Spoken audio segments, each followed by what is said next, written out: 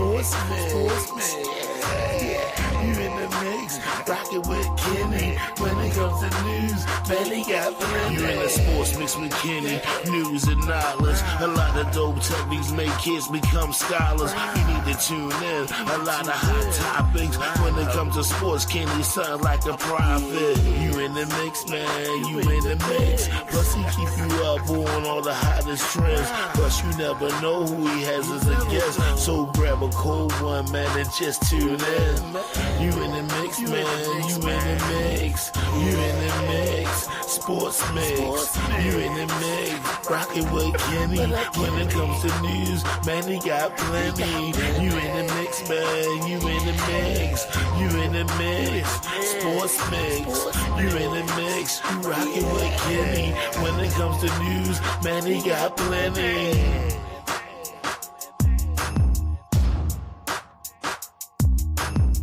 The sports mix. Kenny in the building. Playoff Kenny in the building. Yeah.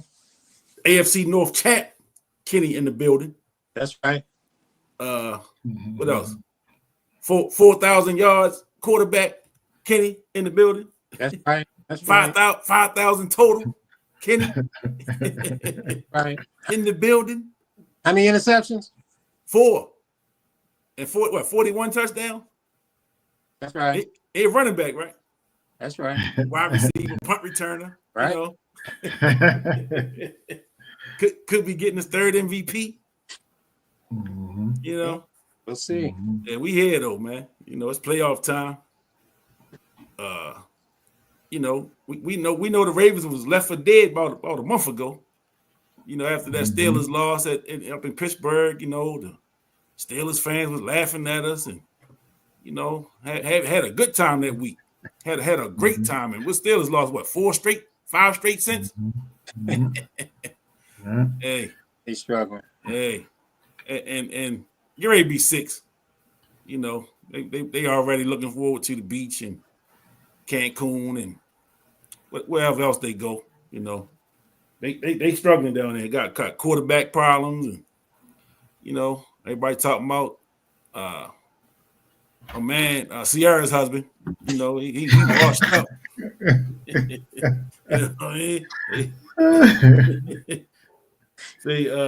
You know, he done. He hit the wall. They should have went back to the young boy, you know. So, but I ain't worried about the Steelers. You know, that's the people in Pittsburgh problem and the so-called Baltimore people that Steelers fans. You know, that's y'all problem. Y'all deal with that. We see y'all Saturday at 8 at the bank. You know, it's supposed to be cold Saturday. I think it's supposed to be getting some snow too. So it should be fun. You know, fun to watch. I'm excited, man. You know what I'm saying? It's playoff time, and I know, like I told y'all, I've been saying it. Say it every year. You know, you want to be playing your best football now, this time of year. You know, and no, it wasn't the best. It wasn't the prettiest game Saturday. You know, they left some points on the board, went for it on 4th down a couple of times, and you know, came out with nothing. But you know, you had a team in Cleveland that they was rotating quarterbacks at one time. You know, they trying to figure out who they are. They already in next season mode. You know, so they really. I think that game for them was more of an evaluation type of game. Yeah, they was going to play hard, but you got guys playing for jobs and guys that's trying to play for their careers for real, you know, and auditioning for other teams. So, you know, Ravens get the win. With the win, they win the AFC North champions, back-to-back champions at that. You know, got the 3 seed in the playoffs. So get a home playoff game. What more could you ask for? You know, what more could you ask for at this point? What did y'all take away from not only last weekend, but just the season in general, how the season played out for the Ravens? Dang, you go ahead first. I just want to say I haven't heard from my Steelers fans. I haven't heard from anybody in a long time. I'm being honest with you. Yeah, certain dudes I haven't heard from them, haven't seen them, anything. Go ahead, Ding. They done vanished. Where they at, you know? And you know, again, man, the season, There's a little bit of a roller coaster early. Started out the season 0-2. So, I mean, if you look at that, if we started out the season 0-2, and we're what? 12-5. 5, that means the Ravens have gone 12-3 over the last. You take them first 2 losses out, they've gone 12-3, and the 3 losses was to the Browns 29-24. They lost to the Eagles 24-19, and they lost to the Steelers 18-16, and those were the 3 losses. And and since the bye, the Ravens put up 35 against the Giants. They put up 34 against the Steelers. They put up 31 against the Texans, and they put up 35 against the Browns. That was their last 4 games of the season. So, the offense was clicking. But I think even more importantly, they gave up 14 points to the Giants. They gave up 17 to the Steelers. They gave up 2 to the Texans, and they gave up 10 to Cleveland. So the defense, man, you talking about resurrection. I mean, that defense was looking really bad early. And, again, the human being is the is the most emotional species on the planet Earth. So when the team was losing and that defense was looking, so porous, there was a lot of concern, a lot of talk. Zach Orr got to go. Harbaugh need to go. But man, they coming from a huge overhaul of defensive players, and Weaver and McDonald out in Seattle, and the dude went to the Jets, and I mean they lost a lot, when it comes to not to mention some players went like Queen and the cornerback that's up there, and safety that's up there in Cincinnati. He left, so you just have to ride this journey out. And I know you say a lot, Kenny, and it makes a lot of sense that you ain't even gonna make too much noise on the what's up, Bruce? Hey, what's up, man? All right. You don't even make too much noise about the first 4 games. You don't even get excited at all about the first 4, and then the Ravens on top of that, they didn't play their starters at all in the preseason. So game 1 is like starting from scratch. But man, this team, I think, is built better than our previous teams that we had come into playoff time. I just think that, we were 15-1 and 14-2 and going into them playoffs, looking strong and the number 1 seed and all that kind of stuff. But to me, this team right here is a better, constructed better for playoffs. And that's what I'm excited about, the construction of this team and going into these playoffs. And here they come. Here they come. Fats, I told you you're gonna feel real bad. You're gonna have a bad weekend. Yeah. I know you counting on the Ravens losing Saturday. I seen what you posted yesterday. It ain't gonna happen for you, big fella. It ain't gonna happen. It's not gonna be a good Sunday. You might have to go to church Sunday.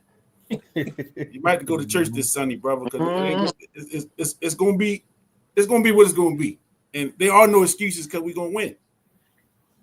I'm calling it now. And if we don't win, I'll be back next week to face the music. I ain't running. I'm gonna be here. And all y'all know my Facebook, so hit me up. I'm telling you right now, we winning Saturday. Now, what you do with that is on you. But I will face the music. I don't run. I don't tuck my tail. You sound like the Steelers fans. I ain't seen a Steelers fan like Glennie said. I ain't seen a Steelers fan in a month. You sound like Ali, boy, when he was fighting Sonny Liston. I promise you, I will beat you, and if I lose, I will bend down and kiss your feet or something. He said. I ain't kissing nobody's feet. Yeah. I ain't going that far. Well, but I'm staying on it. I'm gonna stand on it. need to I'm clarify. standing on it. Yeah. I'm gonna stand on it. We gonna get the dub this weekend. We definitely will. Yeah, you gotta stand on it, man. Man, I'm gonna go ahead and say I didn't see 12-5 coming. I just didn't see the 12-5. My brother-in-law, steadfast. Kenny has been steadfast since day one. So I gotta give you guys props. But I didn't see the 12-5. And not because of the three losses or the early losses. I just overall I thought it would be a tighter race for some reason in that North. I thought they would be fighting for life, all the teams. That's what I saw. Mm-hmm. And but for some reason, man, that was a good point that Dane made. They didn't, or Kenny, they didn't even play preseason. So really, they rolling at the right time. Everything is clicking. It's been Ravens way football. We have an identity now. I think Monken know how to work it. Even our new defense coordinator, man, they are clicking. Yeah. They are clicking. It's simply next man up because we can't call out names. They're doing it as a unit. They're doing it as a unit. And all three phases, once again, as I said last week, offense, defense, as well as special teams. So, man, I'm excited. I'm getting feedback in the ear. Somebody got something up. Oh, no. So, Fats must be why he must got a split screen going up. He's like, I know you ain't talking about me. Don't sound confident. I couldn't been more confident in what I said and standing on it. The Ravens are going to win. 17-13. Yeah. Wow. Yeah. Hey, I'm gonna go even one further. I'm gonna say Saturday is Thomas' last game as a Steelers head coach. Damn. Mm-hmm. No, you can see him getting frustrated, those boys. Yeah. So if they don't win, I can see him retiring. Oh, retiring? I don't think they're gonna fire him though. Nah, I don't think they're gonna fire him. They don't operate like that. Nah. In Pittsburgh, I think they were overachieving anyway. I don't think those games were legit. I think they were overachieving. I'm telling you, man. I think there's some validity to what Bruce is saying. I mean, if you look at Pittsburgh over the last decade, I don't even think they have a playoff win. No playoff wins. Period. No playoff win. I think they said what, 16? 16 was their last win? Playoff win? Yeah, I mean, and I can tell you, man, I've been looking at a lot of the comments, from some of the fans, and even last year, man, they was hot with Tomlin. They're not happy with just making it to the playoffs. The Pittsburgh Steelers legacy and history, man, is rich. Oh yeah, that team is rich, man. You talking about Len Swan and Terry Bradshaw and Franco Harris and them guys winning 3 or 4. Was the most dominant team back in the 70s, and then you come back with what's the coach Cowher, winning that, and I think Tomlin got one. I mean, this thing about not having a losing record. I mean, what does that really mean if you're not winning any playoff games? Yeah. What does it mean? It's great that you're not losing any games, but you ain't going far in the playoffs, and so they're not happy with that. And I'm interested to see what happened because with this, because I mentioned last year I thought that he was going to be on the hot seat, and I think he is. I think he's on the maybe not the hot seat, but the seat is definitely warm, getting close to being hot. And depending on how this game turn out, if they lose, especially if they lose in a big way, Tomlin in some trouble. To us. Right. Hey, when you were saying going 18 seasons, 18 winning season, what does that mean? To me, it's like having an undefeated record in preseason. I got so tired of that bullshit. Yeah. Made a big deal out of that. Yeah. Hey, one more thing too, man. The way when Pierce intercepted that ball, and the way the Ravens rallied around him, that's how you go in the playoffs. That's how you go in the playoffs as a team. That meant more than any play in that game to me. Yes. They look like they ready, man. They focus, and the way they rallied around that guy, and man, that was a big deal for me, man. I agree. Yeah, that's definitely a big team building moment. And that, as a big guy, I had to say I was a little disappointed he didn't try to take that back to the house. He wasn't disappointed. No, he wasn't. He went under that oxygen mask. But I agree. That play, man, Glennie, you nailed that one, man. That play had way more oomph to it. I don't know. It was something spiritual about it. It was something to rally and cry. It was big, man. And it looked strange on the screen. Go back and throw the ball, and then you see this pick, and you see this big man. The way I'm like, whoa, man, that was incredible, man. Love that, but I agree. You nailed that. That was a big play. I'm telling y'all, Fast watching 2 shows. Ain't nobody on here make no excuses. We know Flowers may not play, brother. We ain't worried about that. We ain't worried about that. Hey, Kenny, somebody got a TV in the back. Who's that in the background with a TV? Me. Oh, yeah, because it's clouding the voices. You can't really hear. Is that better? Yeah, that's better. Yeah. Okay, my bad. And then here go a Steelers fan. Now be careful what you ask for. Where was you at 2 weeks ago? Oh, they coming up now. This is my play cousin. This is my play cousin here. He always got a lot to say. When the Steelers been winning, they've been losing for about a month. I ain't heard a peep from him. He ain't wish me Merry Christmas, Happy New Year, nothing.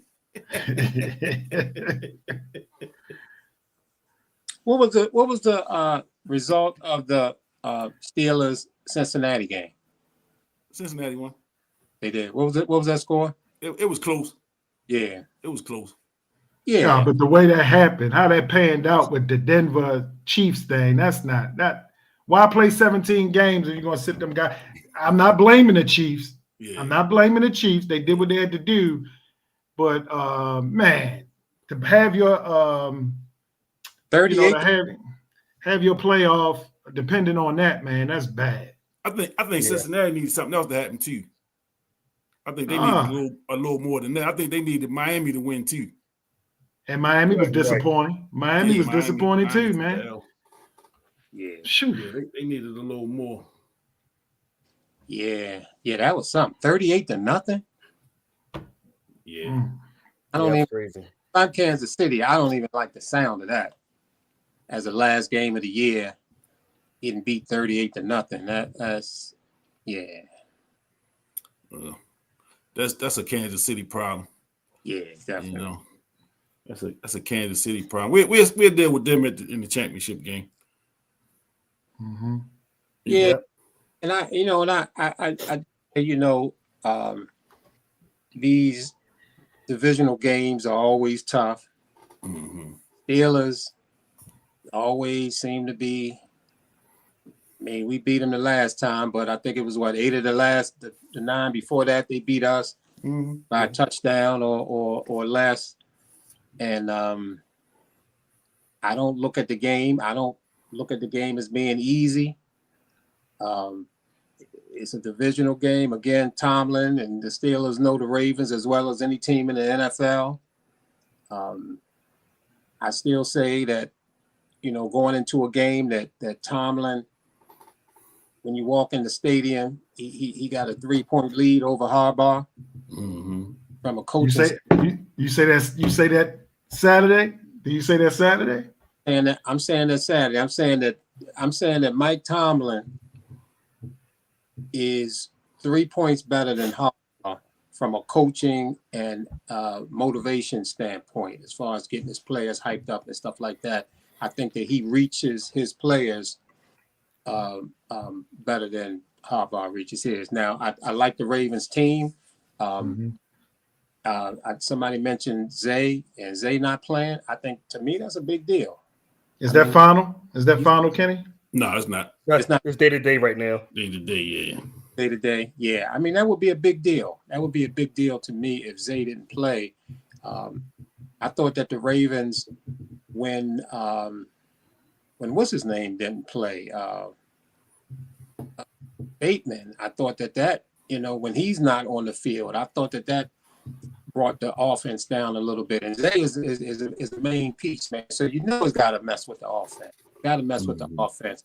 But this team, the Ravens are deep, and they multifaceted, and Lamar Jackson is Lamar Jackson, and Derrick Henry is Derrick Henry, and Andrews is Andrews, and Likely is Likely. So, I'm still looking for them to be able to win this game. Because Lord, if they don't, I don't even want to think about that. Oh no. Ravens all the way though. Yeah. Get that negative energy up off here. This is a Super Bowl constructed team. Yeah. And injuries happen. Injuries happen. It's next man up. That's why you build your roster a certain way. Yeah. And like you ran off a list of names that's gonna have to step their games up. If Zay Flowers is not there, and that's all it is to it. Like, you got to account for. They're gonna have to account for them, whether Zay Flowers is there or not. The number one, you got to account for number 8. You got to account for 8. You got to account for 22. You got to account for 89. You got to account for 80. All these dudes have made plays all year. You know what I'm saying? And that's the one thing about Lamar that, for people that say what they say about him, look at his use of the weaponry. Let me use the weaponry word. He's utilizing every weapon that's available to him. Even the tight end that nobody knew who caught the touchdown. I remember early on, and he threw the touchdown to the guy. And who was that? Yeah. So because once upon a time, we know when he was in trouble, he was going to 89. Right. No doubt, if it was third in anything, or fourth, they was going to 89. That's not the case no more. You know what I'm saying? That's not the case no more. So you have to account for them other guys, and the other guys have stepped up and made plays. I'm even looking at special teams. That kid Mitchell, the way he returning that ball, man. I think let's not forget that we're talking Steelers Ravens. Those little things going to matter on Saturday. Yeah. Special teams, look out. I'm gonna go ahead and predict it now. We're gonna have a big special team look on Saturday. I'm looking forward to that. And Bateman, he's been the number one receiver, really. Yeah. He's been catching that rock consistently. And you're right, Kenny. He's been hitting everybody, man. So I'm not afraid of that, even if Flowers is down. And Tucker seemed to have found his rhythm back. Which is big in the playoffs. And especially in a game where the weather could play a factor. Them field goals are big. Field goals will be big. So yeah. So this Super Bowl will bust.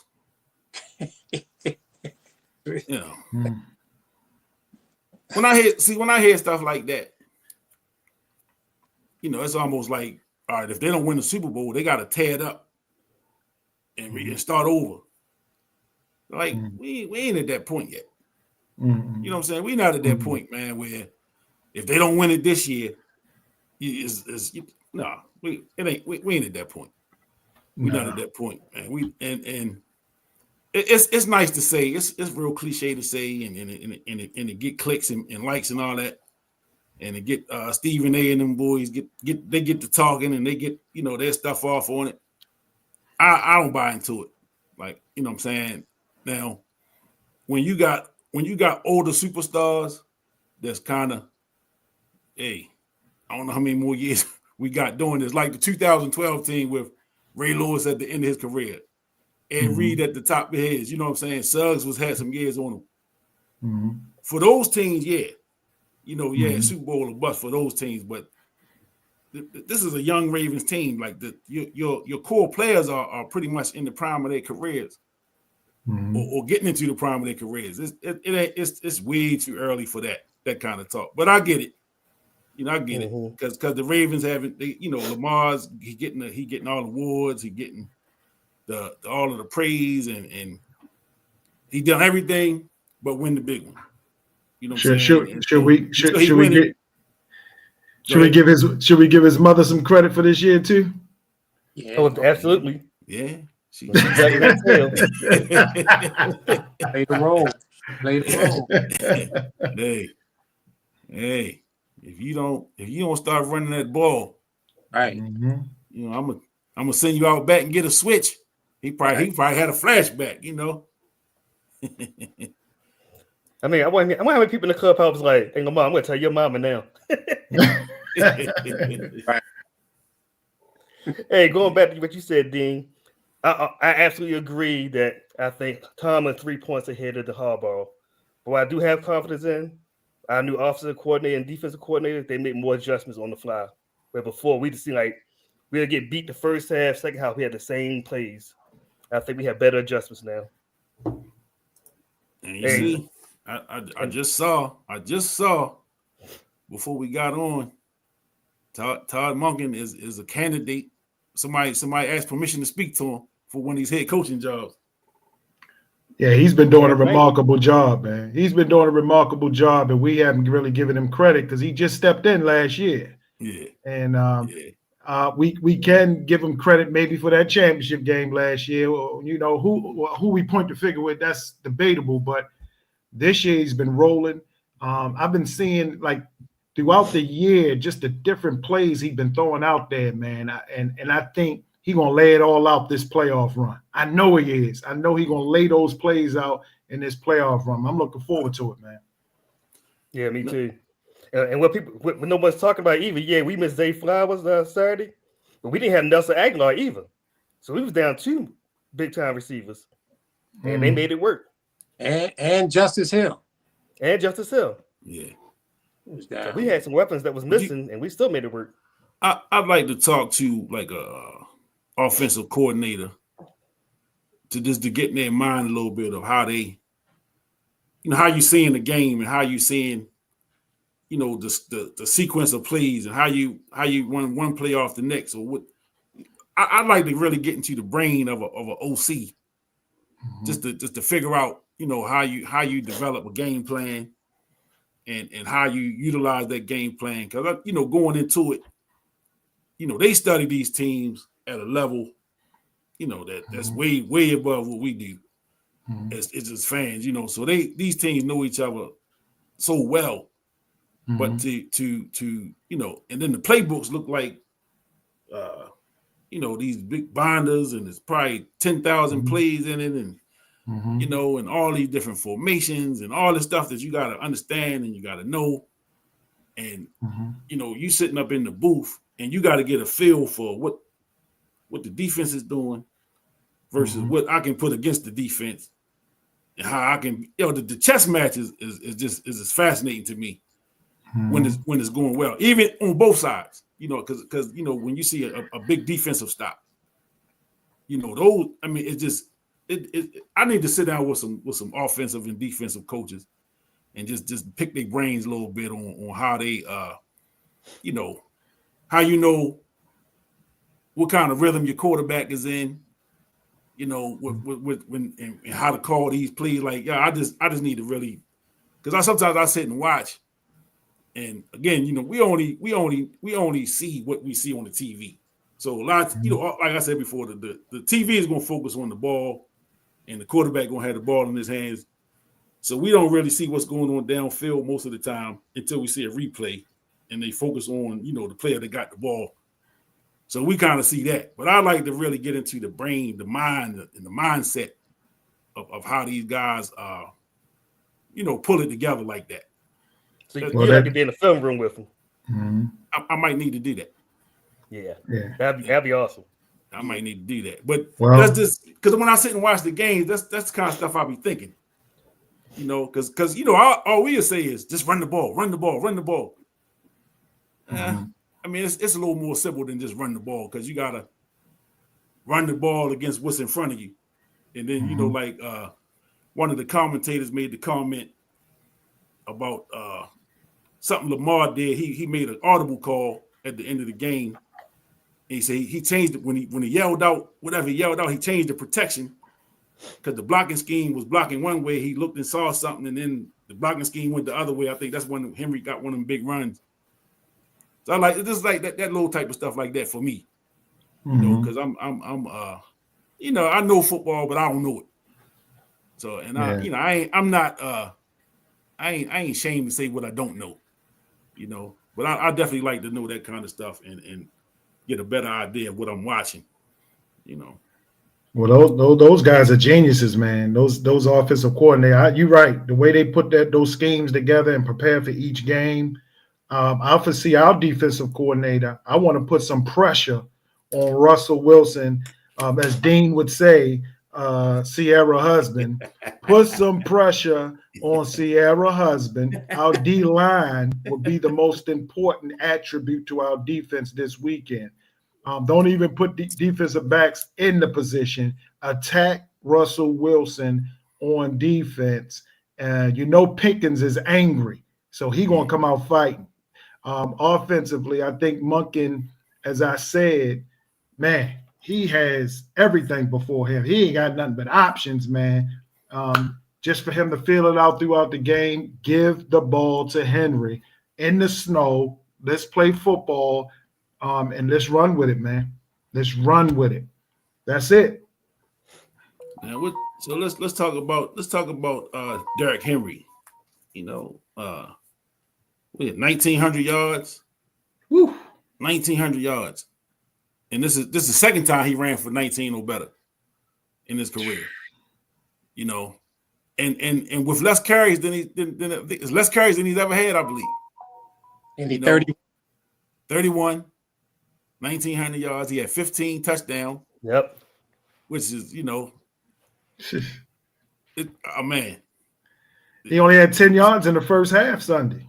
Right. And finished with what, 140? Crazy. Unbelievable, man. He gets stronger, man. He gets stronger. Yeah. But again, you know, which they weren't in danger of losing the game, but they didn't go away from the run.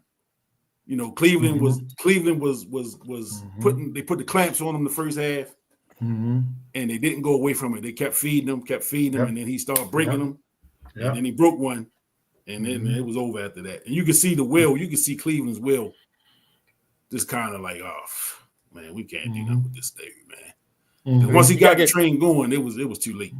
You gotta give Lamar credit for that also, because you know they was keying on Henry. That's why Lamar had those big runs over and over again. Yeah. So then they had to switch up their schemes. Like, we gotta keep an eye on Lamar now. Yeah. Derek says, "Now's my time." Yeah, it's a tough dilemma, man. Real tough dilemma to deal with. Lamar Jackson and Derrick Henry same back. It's like pick your poison. And Lamar rushed for 800 this year, right? No, over 900, I think. So you talking about 900? The boy had 5,000 total yards of offense. Yeah, you know, come on, he man. ran a fast. Come on, man.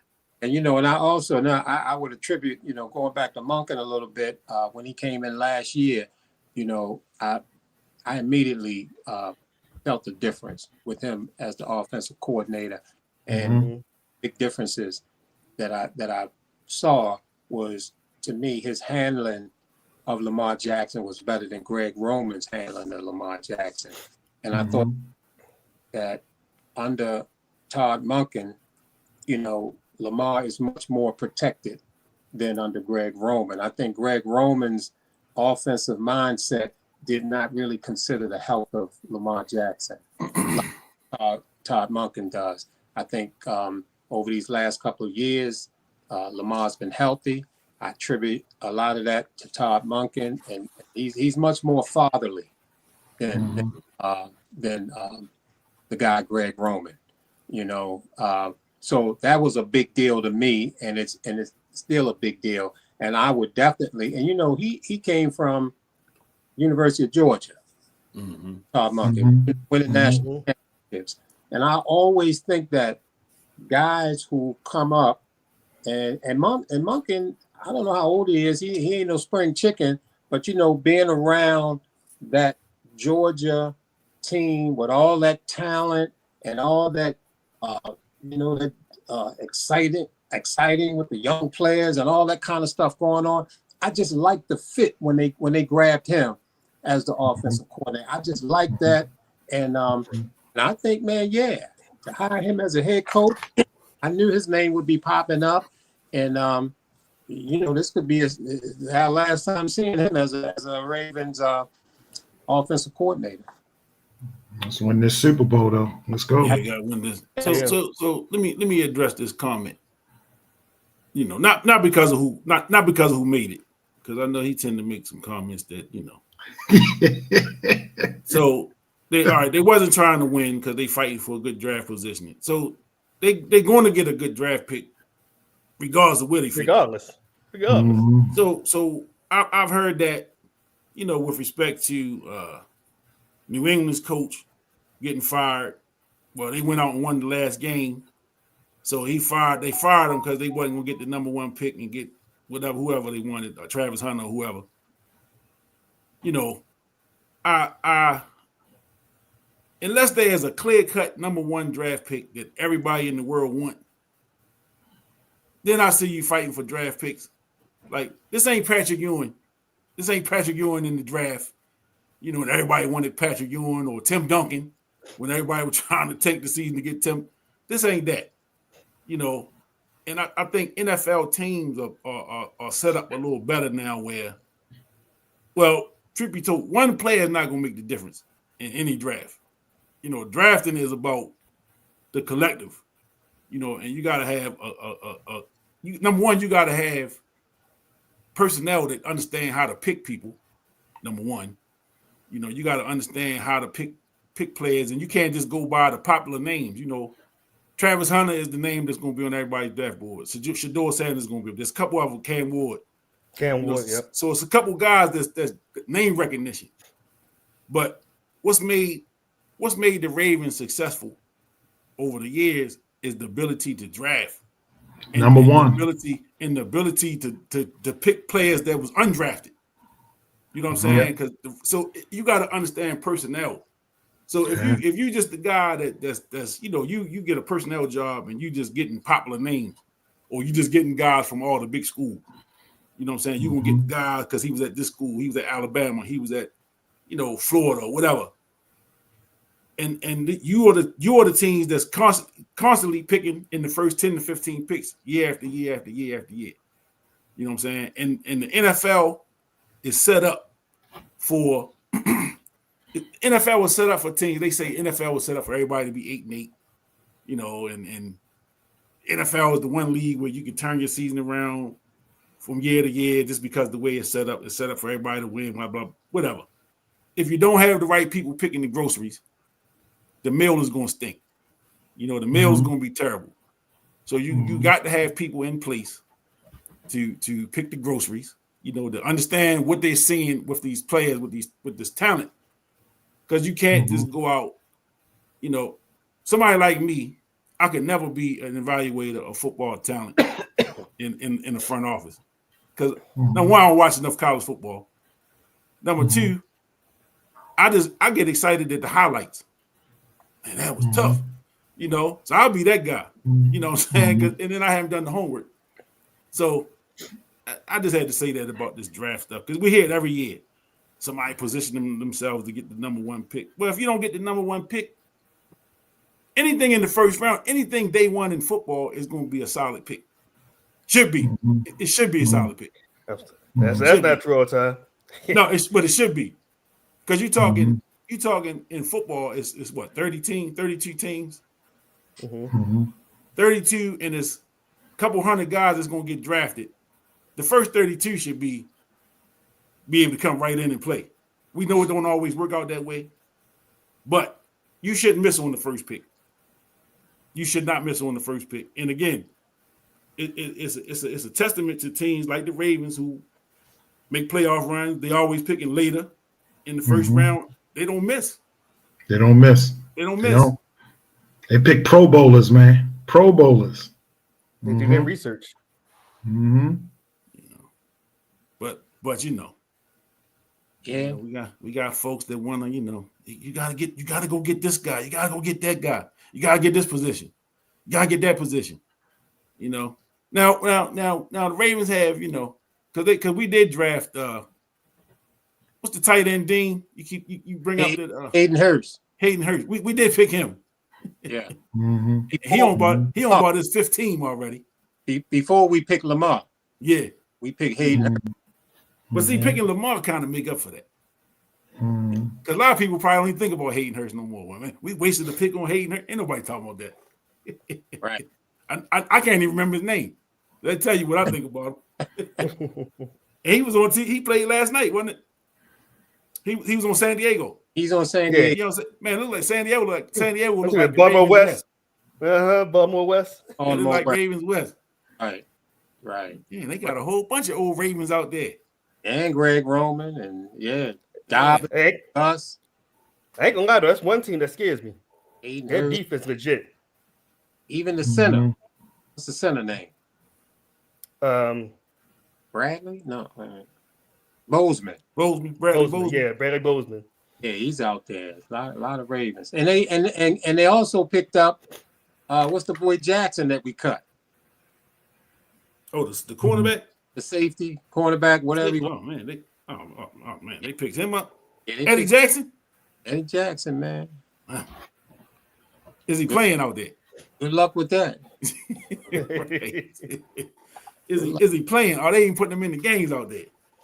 Yeah, I probably not. I haven't seen him on the field when I watched him, but I haven't watched him exclusively or anything. Man, a couple things that, with this game,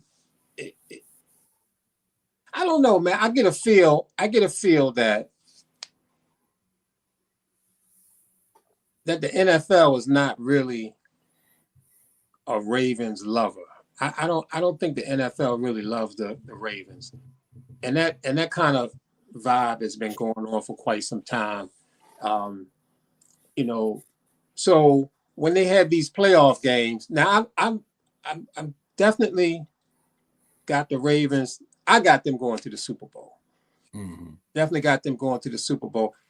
But I want everybody to pay attention to the referees and the calls that they make in the game.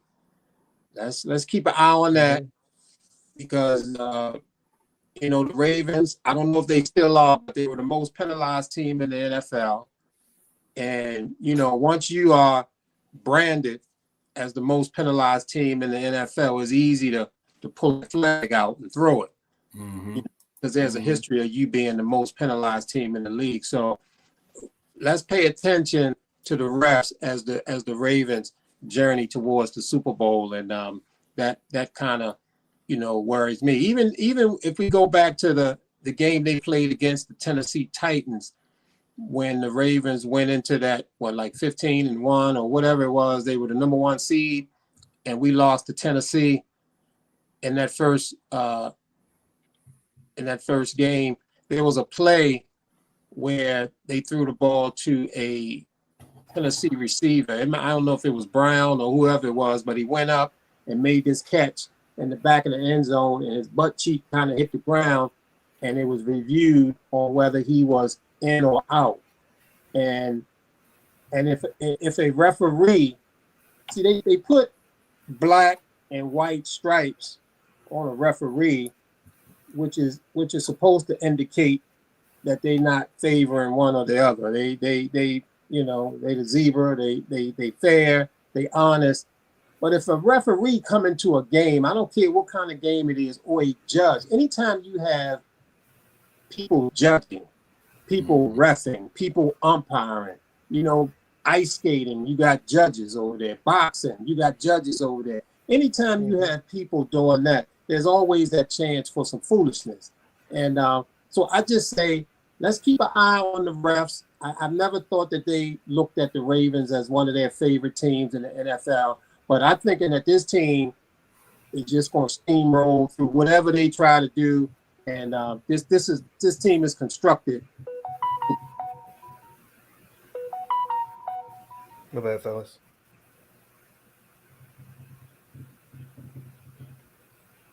Constructed to win that bowl. I'm gonna tell you, man, I got some little small things that kind of mess with me a little bit, and they could sound like ridiculous things, but one of the things is, I mean, what's up with the Ravens? Their pants falling down. What's up with this, man? You talking about an elite franchise, and I mean, I get tired of seeing Lamar Jackson pulling up on it. Look, man, and Henry too. Henry and all these guys, man, pulling up their pants all the time. I'm like, when I'm doing my thing, man, if I'm out on that dance floor back in the day, man, my gear had to be right. And I'm not gonna be walking around pulling up this and pulling that. And I mean, and to me, that's a distraction. It's minute, and but my attention to detail takes me there. It's like, what the hell is going on with these pants, man? you don't need that as a distraction. And man, they need to fix that immediately, in my opinion. Because man, football is a game. I always say inches, but it's I don't know what's smaller than inches, centimeters. Millimeters. And so little things like that can easily. I mean, Lamar was actually running on one of them plays a week or two ago, and he was holding his pants running. Yeah. Henry's whole ass was out. What's going on? I don't get that, man, and I don't see other teams going through that kind of stuff. So to me, that needs to be fixed because it's a distraction, and whether they think it's a distraction or not, that's a distraction for Lamar for his pants to be coming down. That's a distraction for Derrick Henry for the pants. So yeah, so that thing. Another thing. I'm getting all this off my chest now. Is, man, I am 100% against having Wiggins on kickoff coverage, man. I'm 100% against that, man. He not only on kickoff coverage, he on punt return, coverage teams and all that kind of stuff. No. And we saw him get steamrolled in one of those games when he was trying to make a tackle in Houston. And I mean, he got steamrolled. I would not have my number one pick, who is a 6 foot, 175-pound corner who to me got shutdown skills. I'm not having him on no kickoff coverage team and all that kind of crap, man. That's crazy to me. And let me see if there's anything. I mean, get it all off. Get it all off, man. Yes, man. I know we talking about Justin Tucker, man. To me, with the Ravens defense playing the way that it's playing, every kickoff is going in the end zone. You just get that ball at the 30 and let me see what you can do against my defense. Man, I saw Justin Tucker in this game against the Browns, man. His balls were not even going in the end zone. They brought Stout in and he kicked it out, deep into the end zone where it was a touchback. So look, if Justin Tucker ain't booting that ball into that end zone, I would remove that from his duties and let Stout, because to me, the way this Ravens defense is playing, I don't want this special teams to break anything, to get long runs. You get that ball at that 30 and let me see what you can do against this defense. Mm-hmm. And then another thing, last one. Last point is that Lamar Jackson will not win this MVP this year. They're not going to give it to him. And one of the reasons that they talk about, well, Josh Allen don't have a Hall of Fame running back behind him. Lamar can turn around and hand the ball to Derrick Henry. Josh Allen Well, you know, what's his name is the top running back in the league, the boy from the Eagles. Mm-hmm. Yeah, Barkley. Henry is second. And you know who third? Buffalo. The boy from Buffalo, Cook.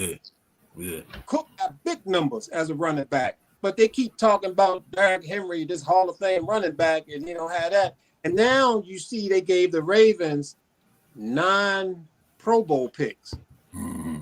Buffalo got like 2 or 3. Mm-hmm. So it's a wrap. It's a wrap. The MVP ain't coming this way. So I don't want any of us out there. I don't want the Ravens flop to get their hopes up high, because I know how emotional people can get. Look, if Lamar don't get the MVP, don't worry about it. And I think that him not getting it is a benefit for the Ravens, because that's just going to juice the team up, and that's going to juice him up. You know, same way David Robinson got cooked by Elijah Warren when he got it, and some of the VPs, Karl Malone and Charles Barkley and them guys, and Jordan had attitude. So I think him not getting it is a good thing. And regardless of what anybody think, when you start winning awards and you are the chosen one, you are selected, you are chosen, it has an impact on you. Mm-hmm. Everything has an impact on you. So it's a game of centimeters, man. It can soften you up just that much. I want Lamar to be mad. I want the Ravens to have some anger going into this playoffs, and him not getting it is going to help. Well, let me get a few things off my chest now. Yeah, let him go. No, the only thing I got to say, man, the one thing we haven't talked about is penalties, man. We haven't, I believe it's the last few games where we haven't gotten as many. But if there's any concern that I have, to make sure in the playoffs that we're disciplined with those penalties, man, because that's been a big deal all year. That's what's really keeping teams in the game, those penalties. Mm-hmm. So let's not forget that. That's been our Achilles heel all year. And let's not take that behavior and lack of discipline in the playoffs. Yeah, so it's going to be I don't have a list. You know, I don't really have nothing. I don't really have nothing to I don't have nothing. You know, I'm just like, again, penalties, of course. You know, just playing smart, going into, you know, it's win or go home. So, you know, there are no excuses this time of year.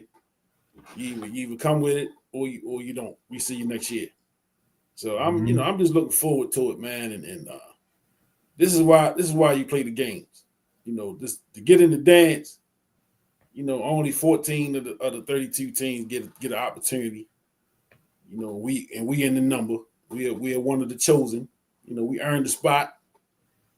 You know, through the ups and the downs of the season, when people was ready to give up on the team at some point in the year, whether it was the first 2 losses or whether, you know, the struggles throughout the season, you know, they overcame, you know, the penalties, because they were winning in spite of being the number 1 penalized team in the league. You know, the struggles with the defense. When we were getting exploited for big play after big play after big play in the secondary, they overcame that.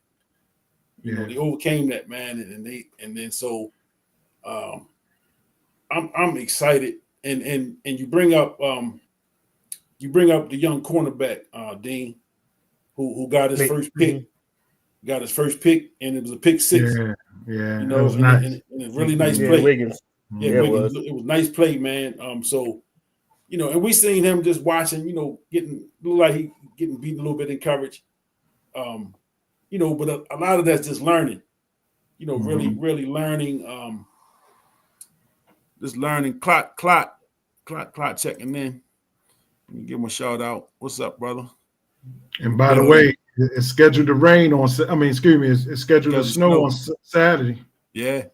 Big Ravens fan. Just check out the content. Appreciate the checking us out, brother, and give us a hit that subscribe button while you checking in. and tell your friends, hit that share button and comment and all that, man. Appreciate you checking us out for sure.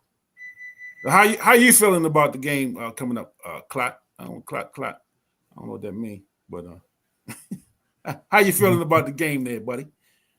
Well, yeah, I like Wiggins. He looked like he's starting to get it. He's starting to figure it out. And again, that one play is a pick six. He coming into this thing with confidence. Mm-hmm. He played Pittsburgh twice already this season. So he has some familiarity with their receivers and what they do.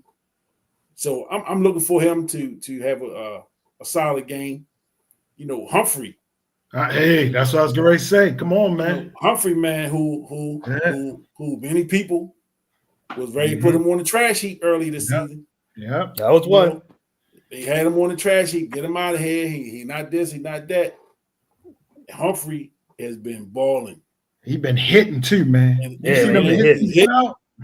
he been covering, man. He been making plays. So you talking Humphrey, Hamilton. We know what Hamilton is back there. They put my man on the bench. Is he even still on the roster? Williams. Marcus Williams. Yeah, I think so, man. I don't think he been suiting up though. I don't think he getting them healthy scratches, huh? Yeah, he is. Getting easy money. And look like the team got better. Look like the secondary got better. Oh yeah. But again, these other team. What happened? It's those type of moves. It's the things, and it's like I say, like I be telling people, them coaches, man, they out there with them guys every day in practice. They see what these guys are doing. They see who's ready, who can contribute and who can't. We watch the games. These dudes is watching film. You know what I'm saying? They are watching film and they watching the stuff that I talked about wanting to see. They watching this stuff every day. You know what I'm saying? And you got to remember, in NFL, every position has a coach. So the position coach is looking at his guys and what their responsibility is on this play or that play. So when we see Humphrey or whoever, 21 seem to be on the back end of a lot of plays. They seem to pick on him a lot. Stevens. But again, like I said last week, a lot of times, man, we just see the end result of the play. We don't understand sometimes from a fan standpoint what the coverage was, who was supposed to do what. Should he have had help? You know what I'm saying? So a lot of times we just see the end result. But I give the coaches credit because they see these guys every day. They know, all right, you should have been in this position on this play. By you not being where you're supposed to be, you got this guy looking bad. So, you know what I'm saying? And you know how it is. Glennon, you played football, so you understand, man, it's 11 men. Everybody has a job. Everybody on the field has a job to do. And when one person is not doing what they're supposed to do, it can throw everything off. You know what I'm saying? And so what we are seeing, Clyde is he ain't playing this week. Oh, that's what I'm talking about, Clyde. Clyde ain't playing. I like it. 38-6. MV3. That's what I'm talking about. MV3. Even though Dean just laid it out, he probably ain't gonna get it. Yeah. MV3. I like that, man. But yeah, so sometimes addition by subtraction is a good thing. Yep. Well, since we're getting things off our chest, I got one. That's right. Let's let it go. We know what players we need to win. We know what players we need to use to win. Don't give me that bullshit Wildcat with Mark Andrews in the backfield, Lamar's on the sideline, Derrick Henry in the backfield, Lamar on the sideline. No, Lamar needs to be in the backfield every play. That's a distraction. I agree. Yeah. Them teams get happy when they see Lamar somewhere splitting out. Yeah. Come on, man. That's where Monk can, get a little childish. Too cute. Yeah, that's a better word. Get cute with that stuff, But defense, fear, Lamar. When you down there that goal line and you got Derrick Henry and you got Lamar Jackson, I mean, man, that's a scary sight. Hey, Clot, thanks for the subscription too, brother. I see you just subscribe. Appreciate you. Clot. I don't want to short you. I don't want to short change you. Give you all your clots. Clot. Yeah. You know? Yeah. Welcome to the family. Hope he right about that. I'm gonna go with Clot, man. I'm gonna go with a big blowout, man. I am. I'm going with a blowout because I believe the defensive line going to pressure Russell Wilson. I believe that Pittsburgh Steelers team is not in a good place. I think they're going to get frustrated, and I think we're going to stick to that running game. Steelers going to try to stop that, and then Lamar going to do what Lamar going to do. Don't forget also I said special teams. Special teams will have a big night on Saturday. Take my word for it. I believe we may break one. I just think flat out we're just going to play well special teams wise. So is he Russell Wilson or is he still Sierra's husband? Yeah. Where we going with this week? We're going Sierra's husband right now. But after the game, I'm rooting for him. He could be Russell Wilson then. He could be Russell Wilson after that. Yeah. And I don't know if we talked about it yet or not, but we also got a new double-digit sack guy on the team. Yeah. Oweh just hit 10 sacks. Hold up. Who? Oweh. He got double digit? He got 10. double digit? Yep. Oh. Oweh got 10. My man picked up a bonus. I like them incentives, man. I love that, man. I love it when they get them incentives, man. Kyle, what's Kyle? Kyle Van Noy? Van Noy got he hit him with the he got that 250. Yeah, I think Derrick Henry got something too when he scored that last touchdown. Well, not the last one, but one in the game. He had 2 touchdowns, right? I think one of them got him a bonus, and I ain't sure. Somebody mentioned to me it was an extra $500,000 or something. So I don't know. I have to look into that, but he got it. Great. And I have to admit, that I thought Oweh was a bust. Yeah. They drafted him first round.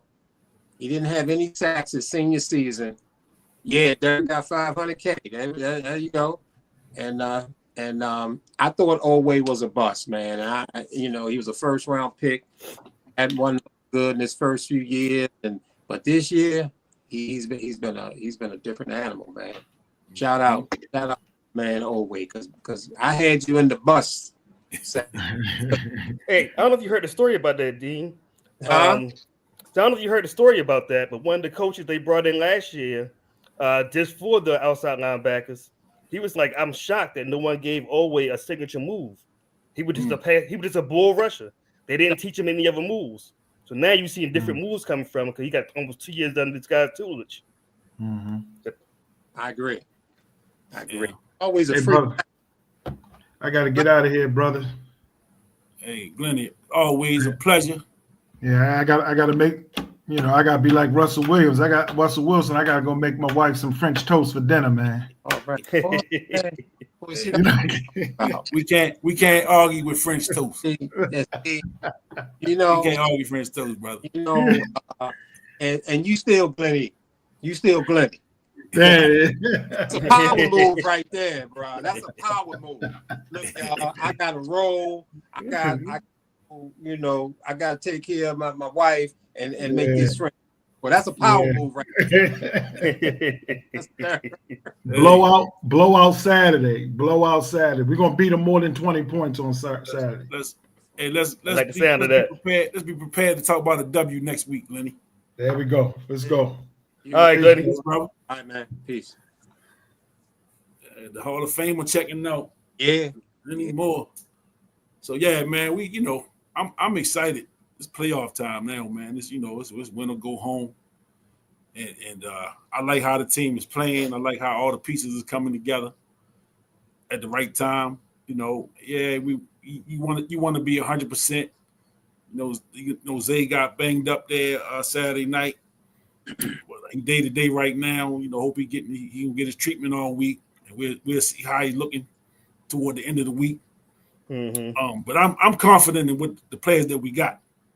If Zay is not there, I'm still confident in the players that we still have, and that me we'll too. get a win. We'll get a win Saturday night, and we'll be here one day next week, either Monday or Tuesday, getting prepared for the next week. You know, for the divisional round. There you go. You know. And you So know, go ahead. The way they got this thing set up is interesting, and I think that if you're the NFL, you would want the Ravens to defeat the Steelers because you have Buffalo playing Denver. Mm-hmm. Is that right? Buffalo and Denver playing. Tell you in a minute. First round, and if Buffalo wins, then that's who we play next. Mm-hmm. Ravens win, Buffalo win. That's a Ravens-Buffalo matchup, and that's the matchup.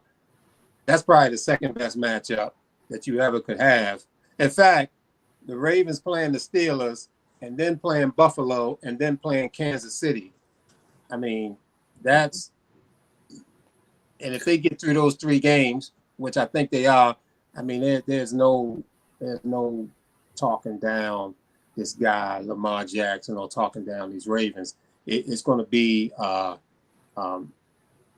you get past the Steelers. I can't wait. We have to go to Buffalo to play them, but that doesn't matter. I think this team is ready for it, man, and I'm ready for it. So just to run through the schedule right quick. So you got Chargers, Texans, Saturday. Steelers, Ravens, Saturday. Then Sunday's game is Broncos, Buffalo, New England, Philly, Washington, Tampa Bay. And then Monday night is Minnesota and Rams. So that's first round of the playoffs, the wild card round as they call it, this weekend. Saturday's game. So you got Saturday 4:30 Texans Chargers, or Chargers at the Texans. Saturday night 8:00 Steelers at the Ravens. Sunday at 1:00 you got Denver at Buffalo. 4:30 game is Green Bay at Philly. Sunday night is the Commanders at Tampa Bay. And then Monday night, you got the Vikings going to LA to play the Rams. So good, exciting weekend of football. You know, playoff football, round 1, the wild card round. You know, we're excited here in Baltimore. I know the city great be lit up purple all week. It's going to be get-togethers. People going to be partying. People going to be, you know, the city turns out when it's playoff time. You know, everybody come together. You know, and lo and behold, if the Ravens win Saturday night, y'all know what I say at the wins, man. It's going to be some babies made and, you know, celebrating and all kind of stuff. A lot of Lamar's going to be born in September. Yeah. Right. A lot of new Lamar's going to be born. Just speaking of names, right? I just heard this now. So, you know, we all are old enough to remember the Fab Five, right? When they jumped on the scene. And one of their more popular players there, Jalen Rose. Did you realize there's 6 guys in the NBA named Jalen right now? And they said that the name Jalen kind of spiked around the time with Chris, you know, the Fab Five. You start seeing a lot more Jalen's. And I don't really pay attention to that stuff, but I heard that stuff, man. Then I saw something the other day where they were talking about the 6 Jalen's in the NBA right now. I said, man, that's crazy. And I think 2 of them on the same team. Yeah, Houston, I think. Yeah, I believe so. Yeah, Houston, I think. But it's like here in Baltimore back in the 70s and 60s, a lot of Brooks were born. Yes, it was. A lot of people were named Brooks. Yeah. Yeah. It is amazing. It is amazing. Yeah. How people,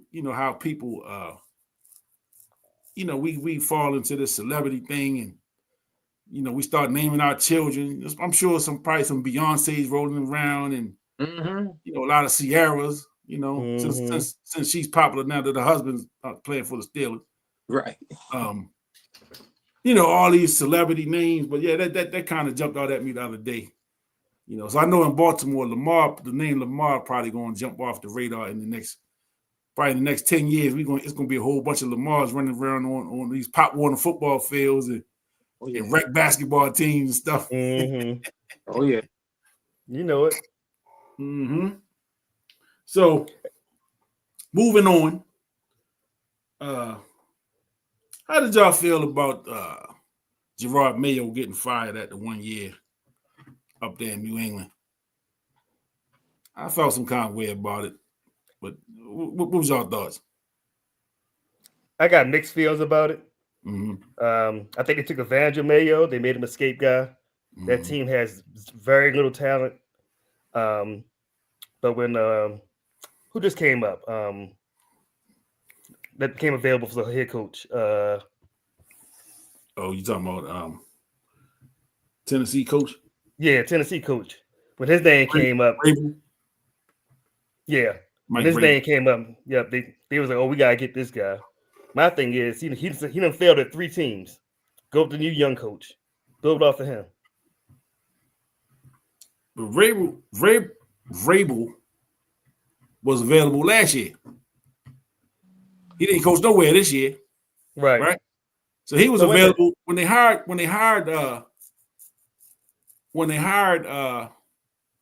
Or did he get fired this year? I thought he got fired this year. Let me look it up. I'm gonna look it up. Oh, you got it. Look it up. Yeah, I'm gonna look it up. But I know he was a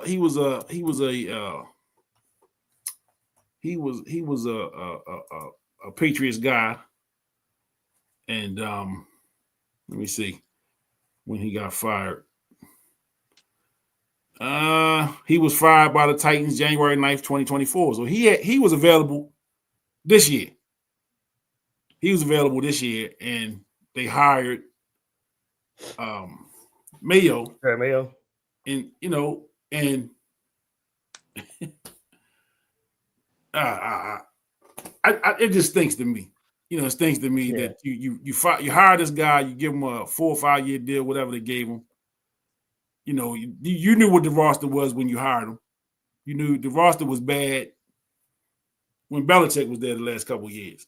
Mm-hmm. You know, and you know, and Belichick drafted the majority of them players. Mm-hmm. Those were his guys. Those were guys that he picked and left there. Yep. And Mayo was his pick. You know, Mayo was one of his guys. You know, they spoke highly of him. You know, they gave him an opportunity. And not only that, not only fire the guy, right? But the owner, Kraft, you know, they said Kraft is over in Jerusalem somewhere.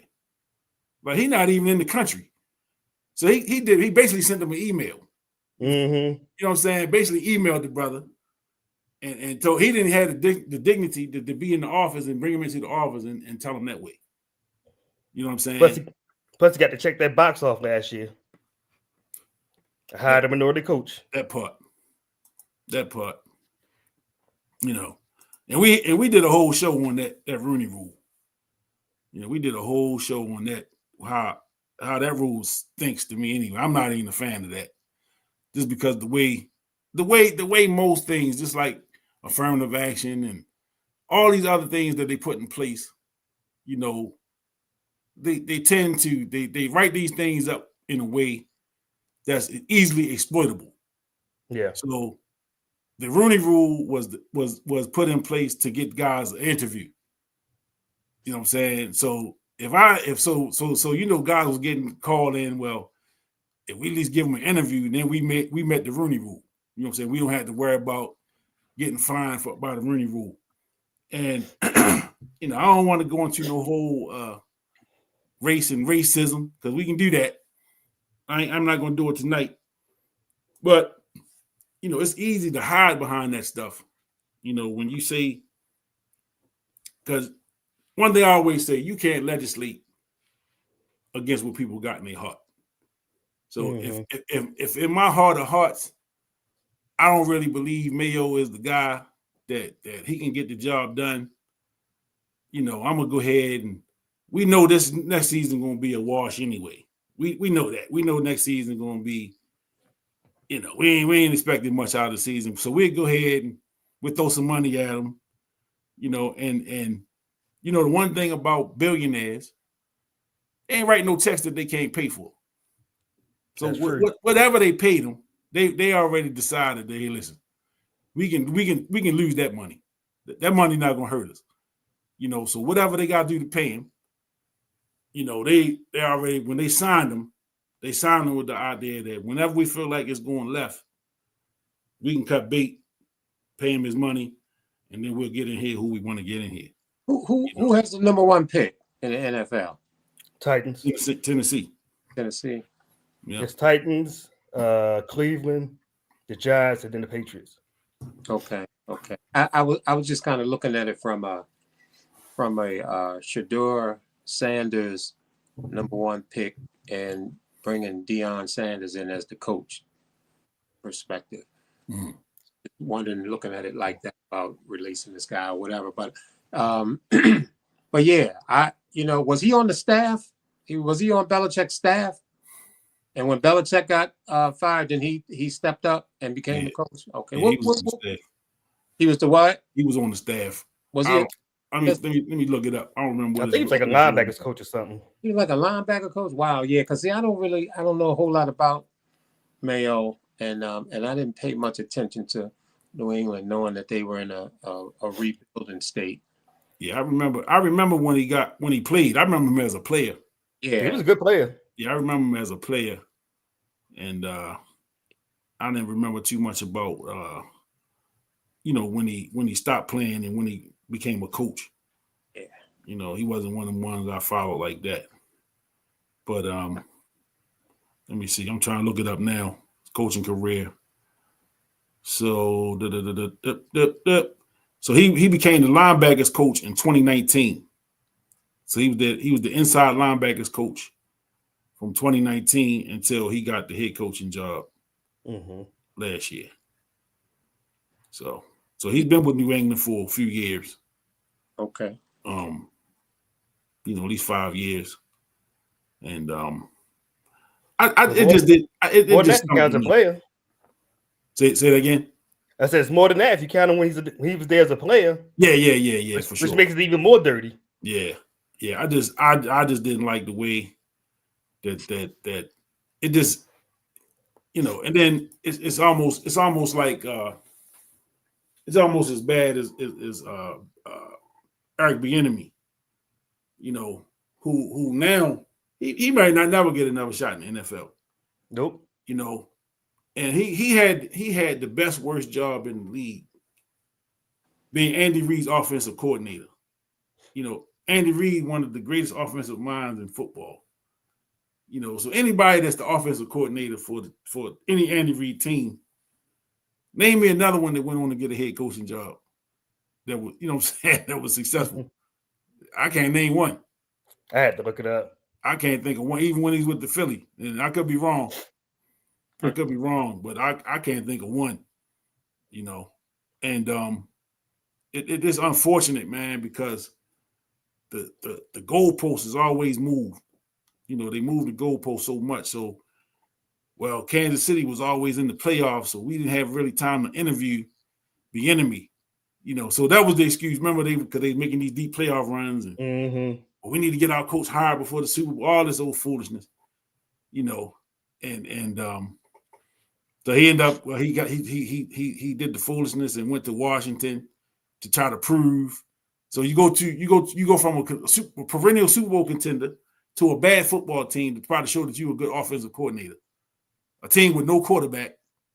Now imagine if Bieniemy was the offensive coordinator with the young quarterback they got now.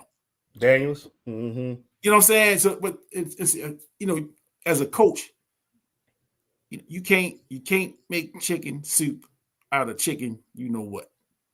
You know what I'm saying? If you don't have players, and coaches are the first ones to see it. Like, we all have been basketball coaches or are basketball coaches. So when you don't have a point guard, somebody that can legitimately handle the basketball and handle pressure and get your offense set, it's going to be hard. It's going to make it hard for you. Mm-hmm. But as coaches, we're the first ones to see that. You know what I'm saying? We are the first ones to see that. So, as a coach in the NFL, when you don't have a quarterback, when you don't have a receiver that can run a route that can get open on 3rd and 8, you know what I'm saying? Mm-hmm. A guy that can run a legit route to get open. I ain't talking about just run 8 yards, do a button hook. I ain't talking about that. I'm talking about somebody that can, do what he got to do to get open. If you don't have that, this job is that much harder. That much harder. And so, our coaches, minority coaches, seem to, we playing in a world where,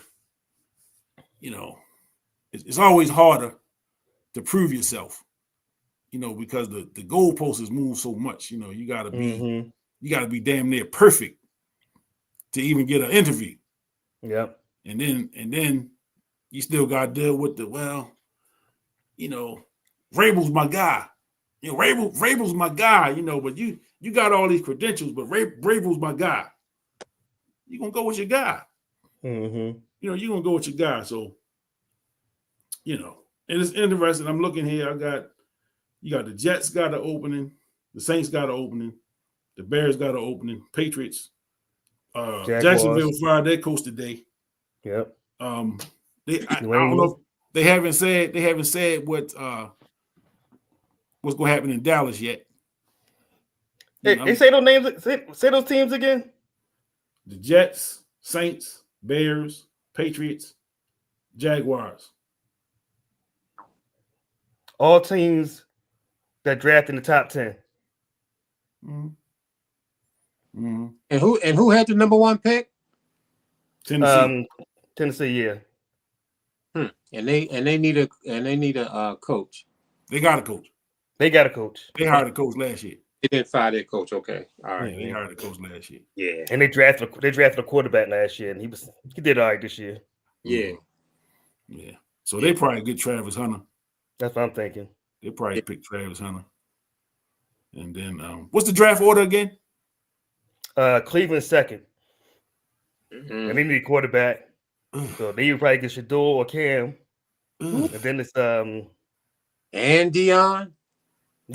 They get go to Cleveland. I think Giants is third.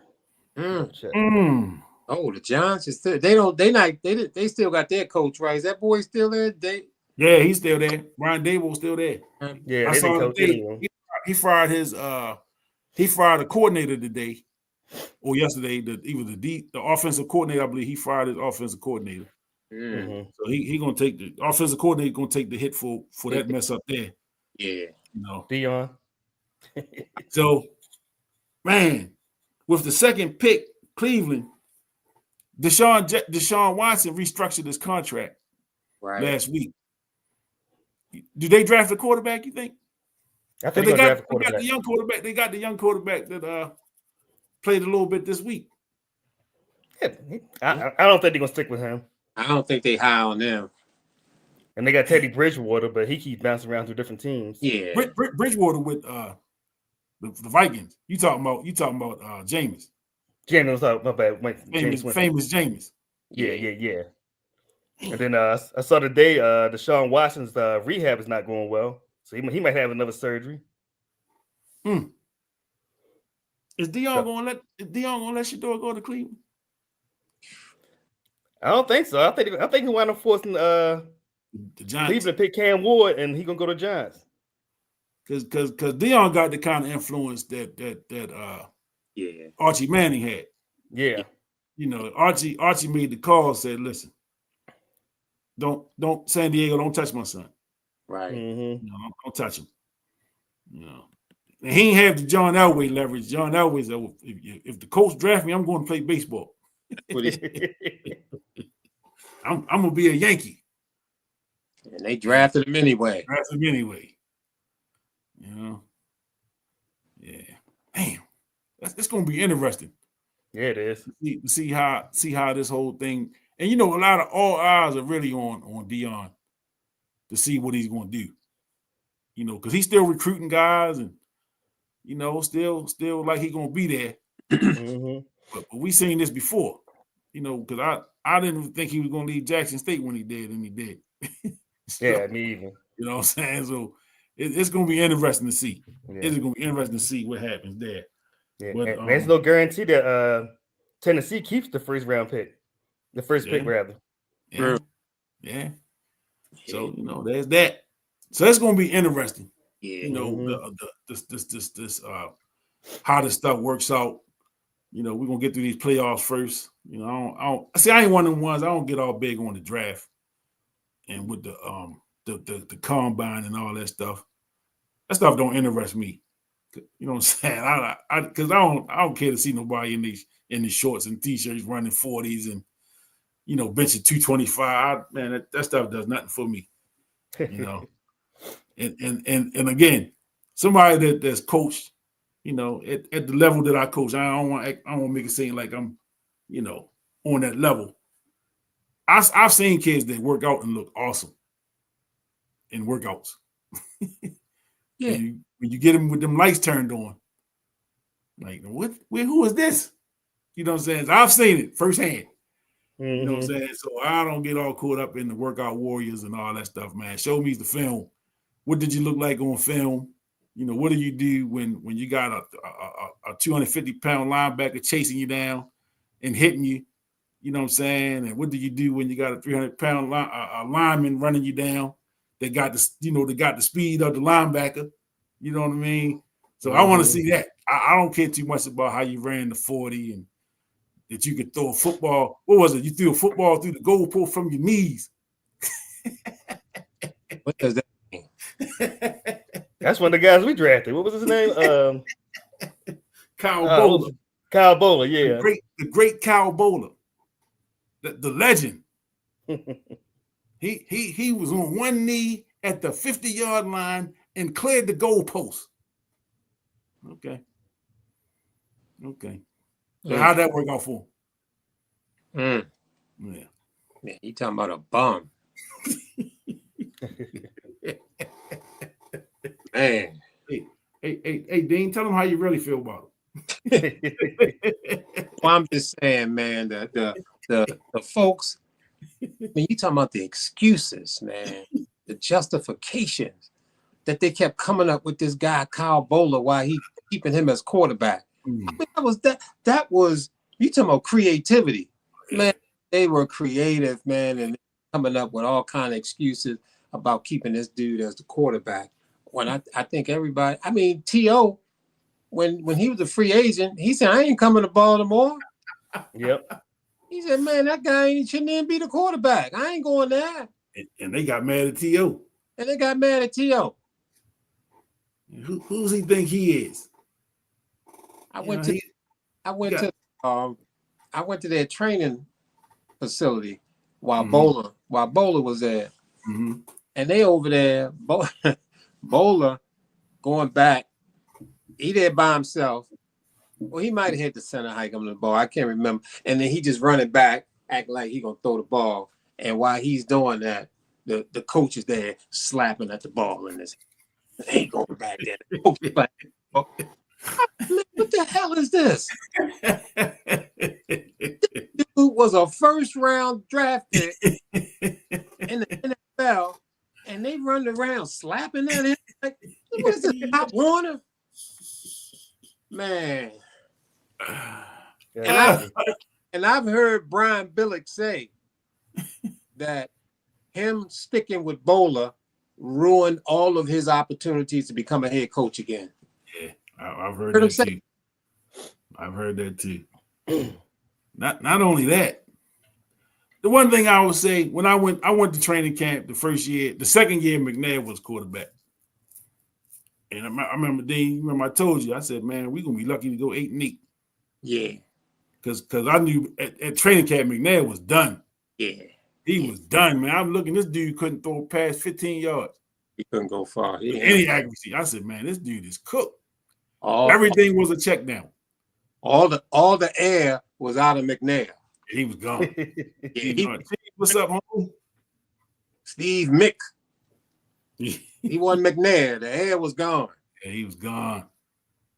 And I will say this: Kyle Bowler was a lot bigger than I thought he would be. He's about 6'5". I know you saw him, right? Boy. Yeah, I stood right in front of him. Yeah. I said, "Dang, I didn't realize he was this big. He's a big boy." Yeah. Yeah, he's a pretty big boy, man. Dude, tell it, where you see him at, Kenny? Up at what is it, Westminster? Oh, when you went out there. Camp, yeah. I thought you saw him out somewhere else. No, it was out Westminster. Yeah, I seen him out there. Oh, at the camp. Yeah, the camp. Yeah. Now, and when you saw him, didn't you want to sack his ass? Tell me.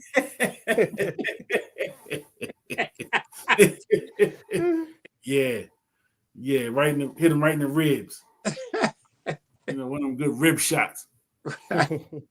Yeah, he was big boy though, man, and he was popular with the ladies. The ladies liked him. Yeah, he liked him. Yeah, he's pretty popular with the ladies, but that's about it. He probably sold a few calendars. They probably sold a lot of Ravens calendars that year. With him and his dog. I think they said they were doing the pictures with their animals or something. With the calendars or whatever. And but yeah, Bowler was oh man. And God rest Orlando Brown. Oh yeah, Zeus. Big Zeus. Now Big Zeus I would see out and about. I would run into him kind of frequently. We got to be so we started seeing each other so much. We always spoke. He always spoke to me when he saw me. And that's cool. I'm at the we had the grocery store. This that season. This is the season before McNair came. This is the season before McNair got there. So, right. We had the grocery stores late in the season. And remember late in the season that year, he had two big back-to-back games. It was, I think, Green Bay was one of them on Monday night. I think it was the Jets. And the other one was on Sunday night. It was two primetime games back-to-back. Yeah. Right around like Christmas time. He lit the field up. He lit it up. I remember.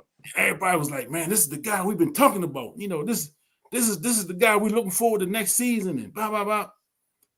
And I'm in the supermarket and I see Big Zeus. We did our customary, we waved at each other, kept it moving though, we ain't stopped to talk. And I just said, you know what, man, let me ask this brother, man. I'll double back. I said, big fella, let me ask you a question. You don't mind, do you? He said, no, what's up? I said, man, can that boy play, man? Like, be honest with me. This man, you. Can he play? He said, who you talking about? I said, the quarterback. Can he play? Man, big fella gave me one of them looks. Right. He gave me one of them looks, man.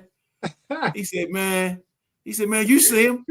You see him out there tripping over his own feet? No, he can't play. No, that motherfucker can't play, man. And I said, say less. That's all I need to hear. I don't need to hear nothing else.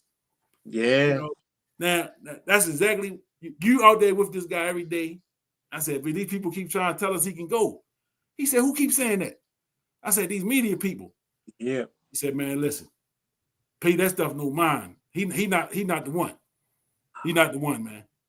But the frustration on his face when I said it, that was priceless. I wish I had a camera phone at that time, and I could have recorded his reaction. That should be viral. It'd be viral right now. They'd be still playing that. They probably make memes out of his expression that he made on his face. Hey, man, that was 20 some years ago. Yeah, it was a minute. That was a minute, man. Yeah, about it. Yeah. He in fact, I think it was like 2000. It was like 2005. 05. 2005, because man, I why I remember it? Because my daughter was born like a month after that. My daughter was born a month after that in 2006. And my daughter just turned 19. So it was like 19 years ago. Wow. Unbelievable.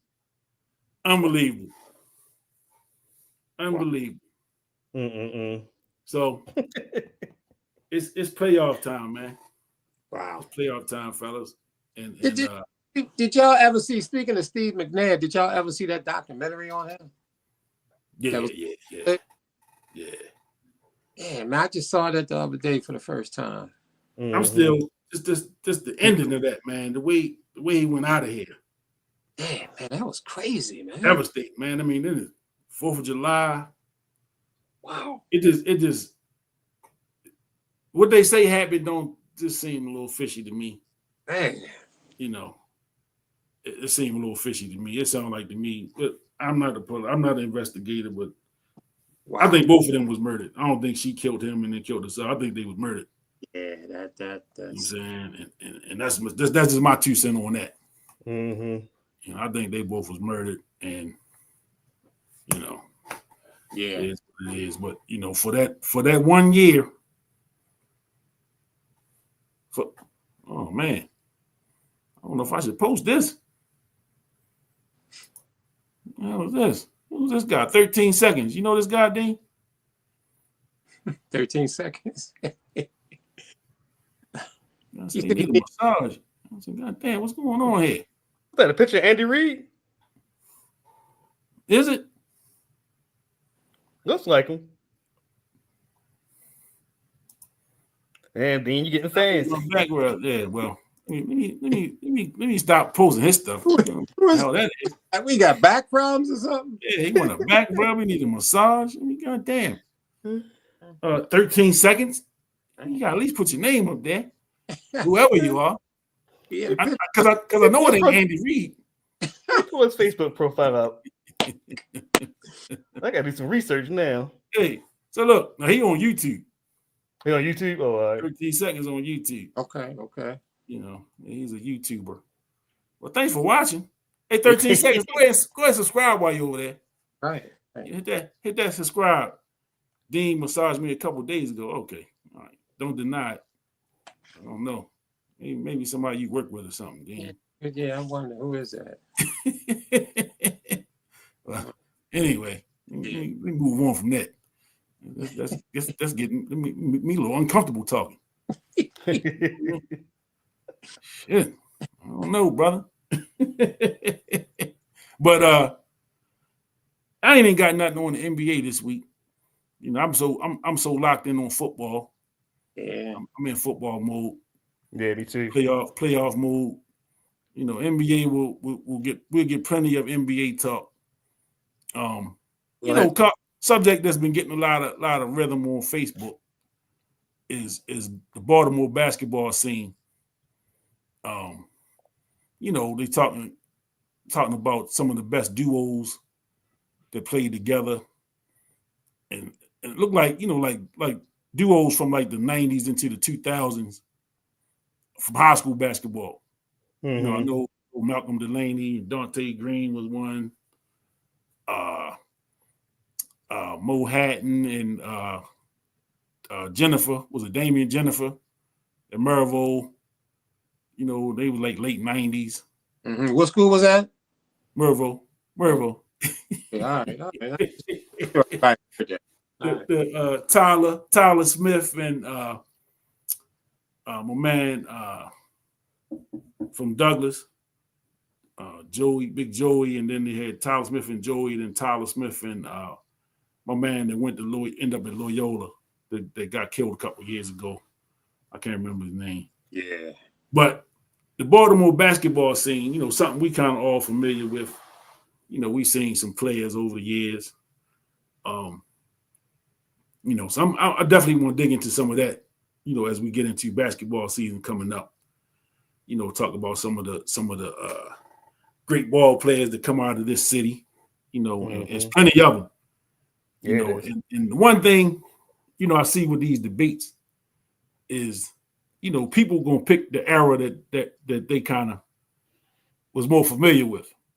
It's kind of natural, you know, and so sometimes the younger guys feel like they being disrespected because the older guys gonna stick with Muggs and Reggie Williams and them guys, or Sam Cassell, you know, Mike Lloyd and Bright and all them dudes, you know, people that is in their era.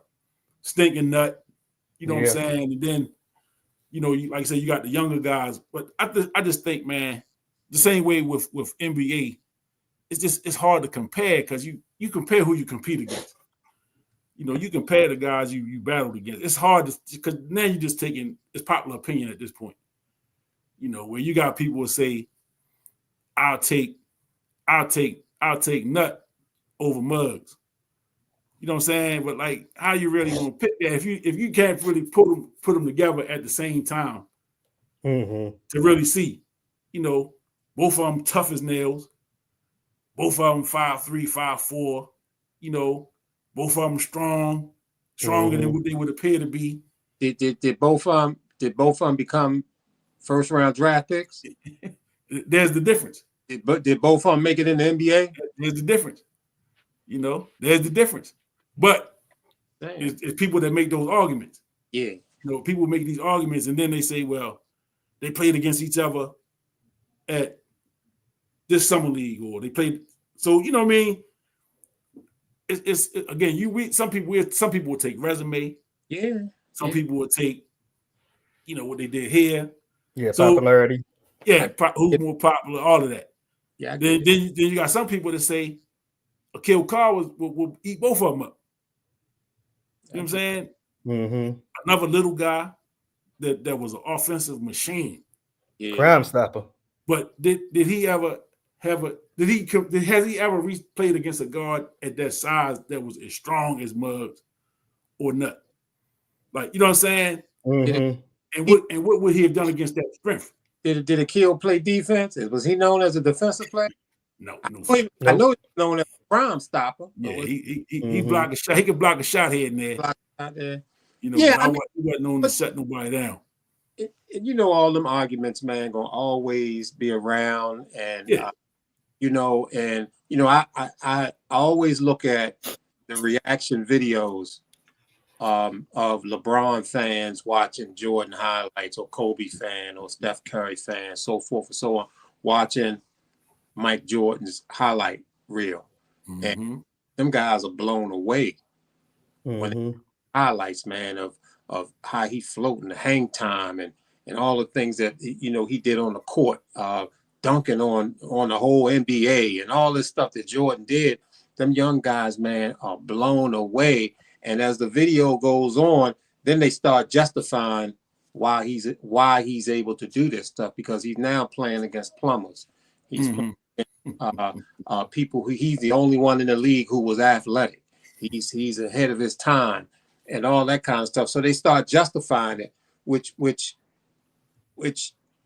I mean, to me, I think a lot of, first of all, if you have never seen certain guys play, I can't really talk about Bill Russell or Wilt Chamberlain. I saw Wilt play late in his career with the Lakers, but it's tough to compare those guys. My father talked about Oscar Robertson.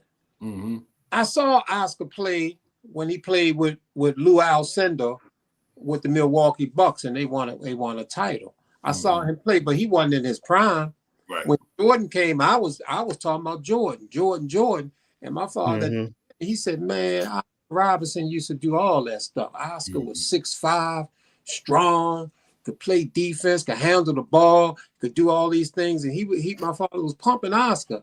But then as Jordan kept going on and on, winning championships, my father said, look, man, Oscar was my man, but Jordan is better than Oscar. He's greater than Oscar. You know, and Jordan became his man. So you have to almost have the ability to one thing that I really love being able to do is to walk into a situation, an environment, and to be upright, to be up, to be right, not leaning one way, not leaning any kind of way, not leaning, because once you like something, you have a tendency to lean towards what you like, you know, or if you don't like something, you have a tendency to lean away from that. And so all of your decisions that you make, and just basically just seeing reality, you're going to see it on a lean. You're not seeing it upright because you're leaning towards what you like, you're leaning towards the era, you're doing all those kind of things. I love to be able to walk into an environment and be straight up and down, because I crave being able to see reality as it is. That is so exciting to me, to see reality as it is. I don't want no fake stuff. I don't want that. and that's kind of how I am looking at things, looking at games, looking at stuff.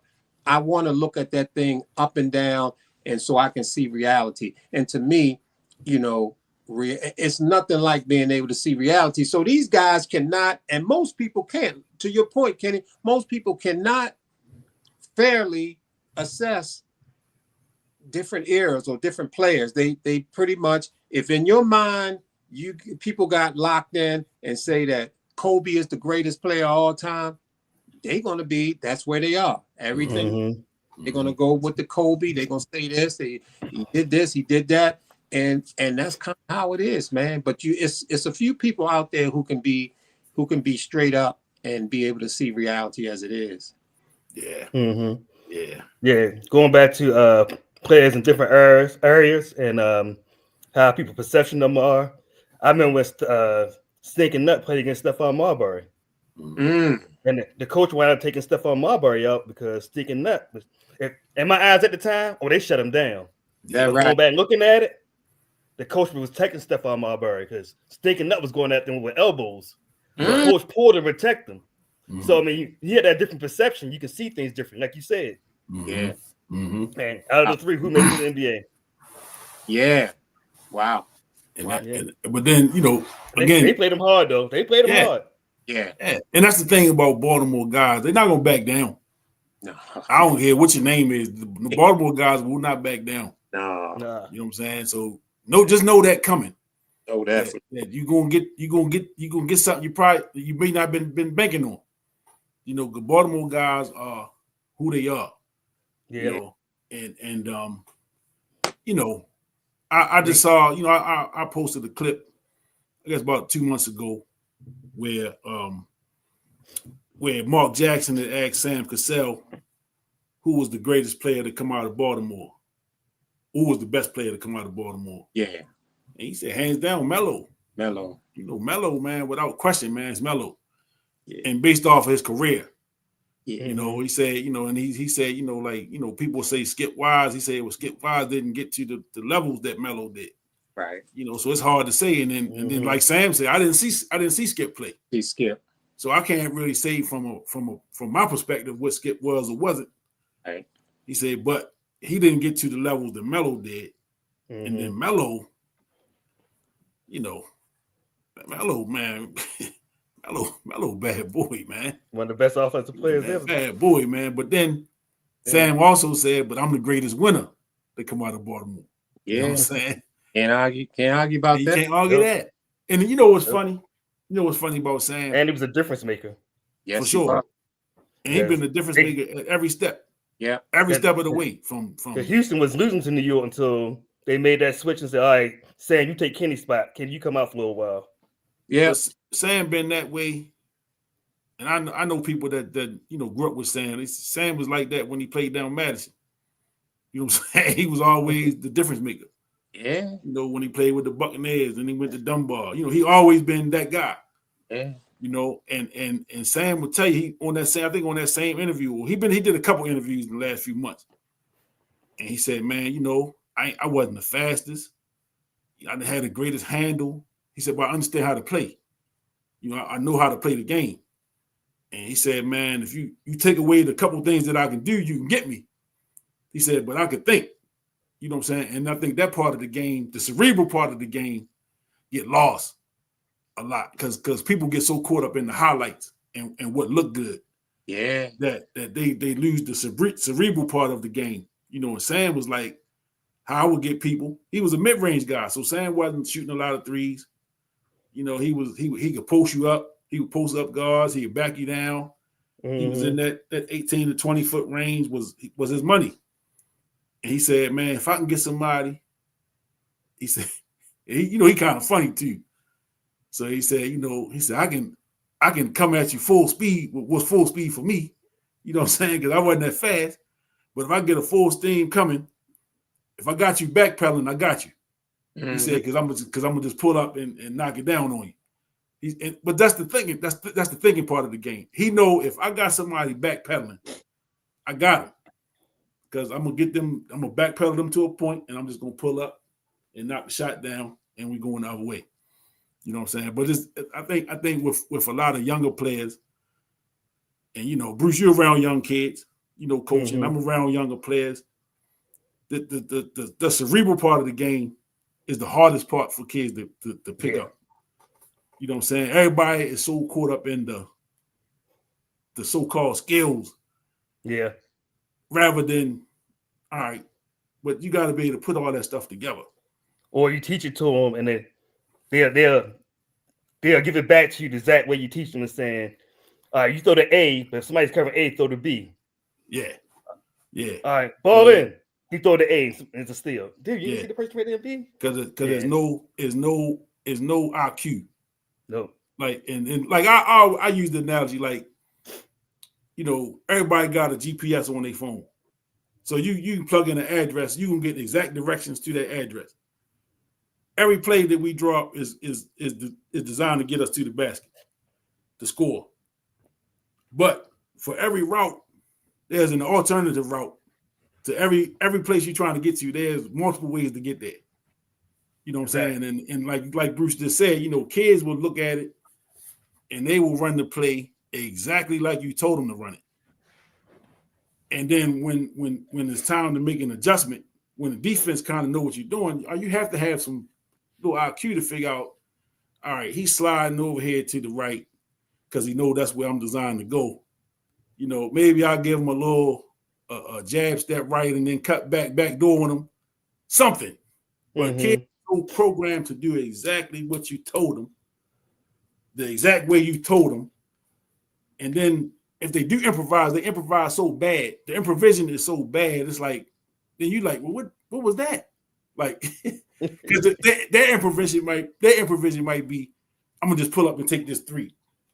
You know what I'm saying? With three people around me.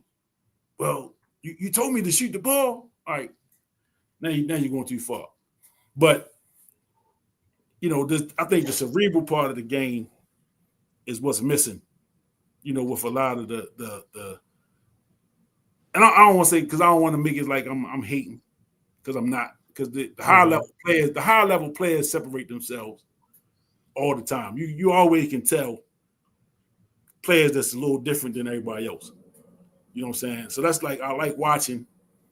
I went a couple weeks ago and I watched Loyola College played against Hampton University.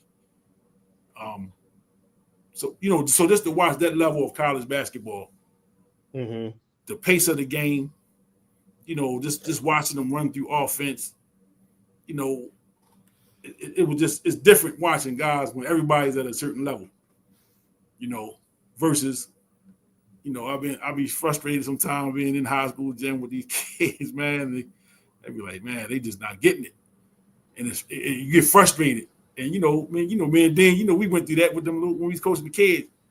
You know, when we know the talent they got, and I'm sure, Bruce, you go through the same thing with your kids. You know the talent that kids have. And sometimes they don't see it. They don't understand what we're seeing them. You know what I mean? We see it like, you know, me and Dean had Terry Nolan. Superman is what we called him. Yeah. Because Terry was going to do whatever we needed, whenever we needed it.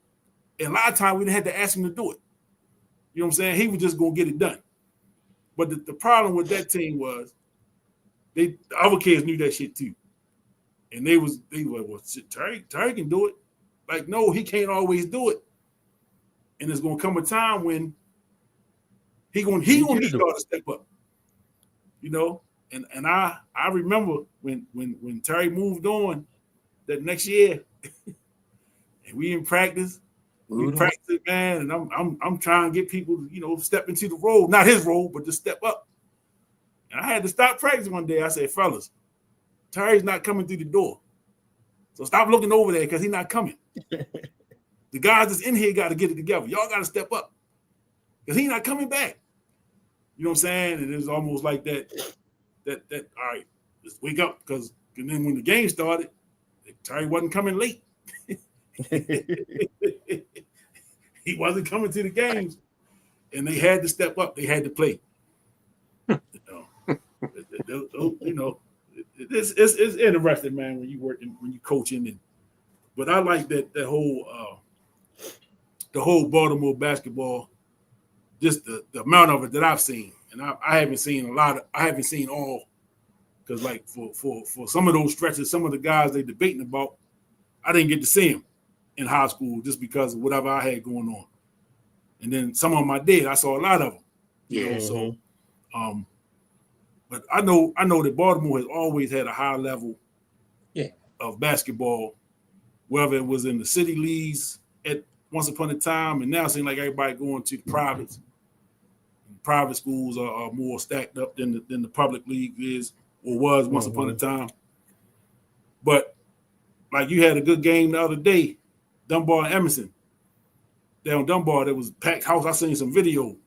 The gym was packed. It looked like the old days, you know, and both teams was undefeated. I think Emerson pulled it out. But you know what I'm saying? It's just like, yo, we need that. You know, and it's good for the area. And, and you know, just, you know, we all come from a different era where it was all about bragging rights. You know, this school was the top dog. And if you could get that school, you was the top dog. You know what I'm saying? So it was that type of atmosphere. But to have them gyms packed out, and didn't matter whether you was in east side, west side, if you was in the county, if you was at the private school, the gyms was packed. You know, you saying good quality basketball. You know, and that's what I like. You know, I like seeing good basketball, man. I enjoy it. I can sit in the gym all day if it's good basketball. And he used to let you up in that gym, man, up in Dunbar, man, and you be up against the wall, man. Them seats, them bleachers fill up quick, man. Yeah, he would. Yeah, man. Only, man, and man, that's a hell of an experience, man.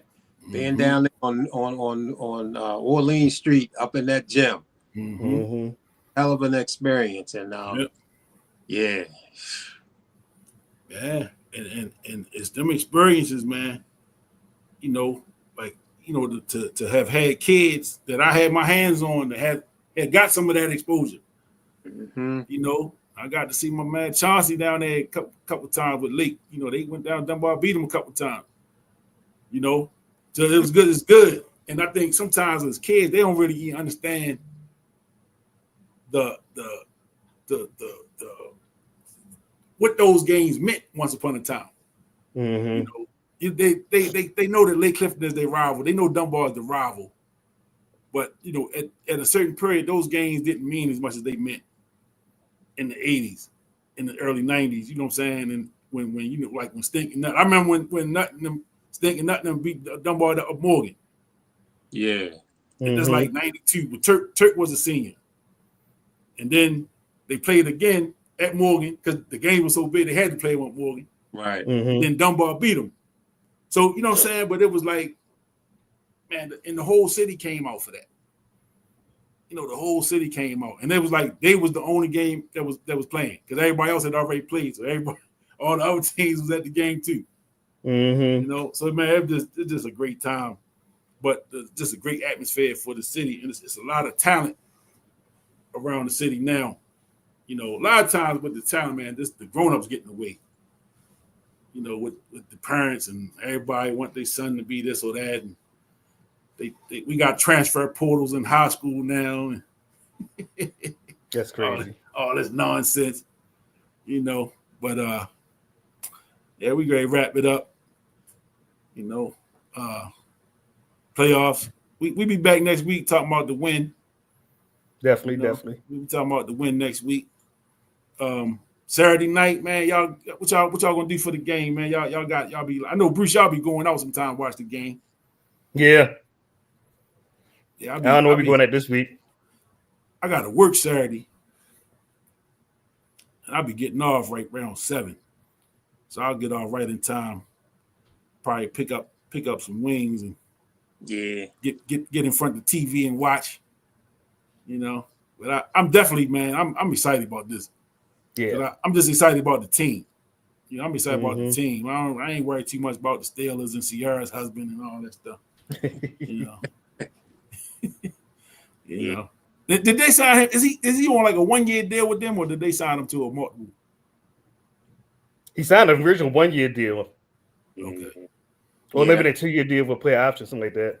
All Yeah. And what did the other And kids they didn't pay him a lot because he was still getting paid from Denver. Yeah. Denver paying them, but the majority of his contract. Yeah. But the other kid, what's the other kid's name from Fields? Chicago? Justin Fields. Fields. Mm-hmm. So did they trade for him or did they sign him as a free agent? They traded for him, right? They traded. So I don't remember. Real cheap. They got him real cheap. I know they got a deal. It was a trade. Yeah, they got him real cheap. So I wonder what his contract status is. Like 6th-round pick or something. Yeah, but I was about to say. Mm-hmm. Yeah. So they could be in the market for a quarterback this offseason too. Could be. We might see him play Saturday. I wouldn't doubt it. Is he gonna be back? I know he was injured. Yeah. I mean, because back. And when you feel, I don't know if he's back. A little bit desperate, you'll try anything, man. When you get a little desperate, and so who knows? We'll see. Yeah. Yeah, we'll see. Yeah. So yeah, we're gonna be once football season wrap up, we'll get into the basketball stuff. I'm working on a couple guests, man. I got an inside scoop on a Baltimore legend. Somebody, back in the day legend, but he's a legend nonetheless. Mm-hmm. And brother said he can get him on here. So I'm working on that. I ain't gonna put it out there. I don't want to jinx it. Right. But, right. I'm working on that, and a couple other legendary guys. I got one that I supposed to have on here a couple years ago, and we had some technical difficulties. So I'm gonna get him back. I'm trying to get the legends on here to talk some basketball. That's what's up. During the basketball season. So, and college basketball been looking pretty good. Y'all know Georgetown is on the comeback. Oh, good. I haven't watched much college this year. Yeah, I got to put that out there. I've been a suffering Hoya fan. Yeah. For a long time, but right. They looking good. They're looking good right now. They're looking good right now. They're not ranked yet, but they got some good wins already early in the season. The recruiting is picking up. So, the Hoya paranoia may be back in another year or two. Okay. Yeah, that's what we need. Yeah. Pat couldn't do it. So yeah. I think the thing was, man, with Georgetown, they had to rid themselves of anything connected to John Thompson. Because his son was running stuff behind the scenes, Ronnie Thompson. He kind of had his hands in a lot of stuff. And not in a good way.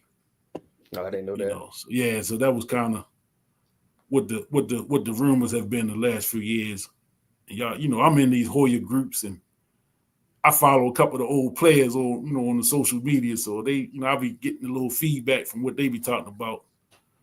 And they talk pretty openly about the whole just being down there and their relationship to Big John, and it definitely wasn't what we thought. I clearly didn't think the relationships were what they were. I thought that it was a little better situation than what it is, but a lot of the guys didn't even fool with Big John like that. Really? Yeah, they didn't really fool with him because he didn't fool with them though. No. He and I used to listen to Big John on his radio show a few years ago, and he even said that that's one of the things that he wished he would have did differently in his time was maybe not have that line drawn between coach and player so thick.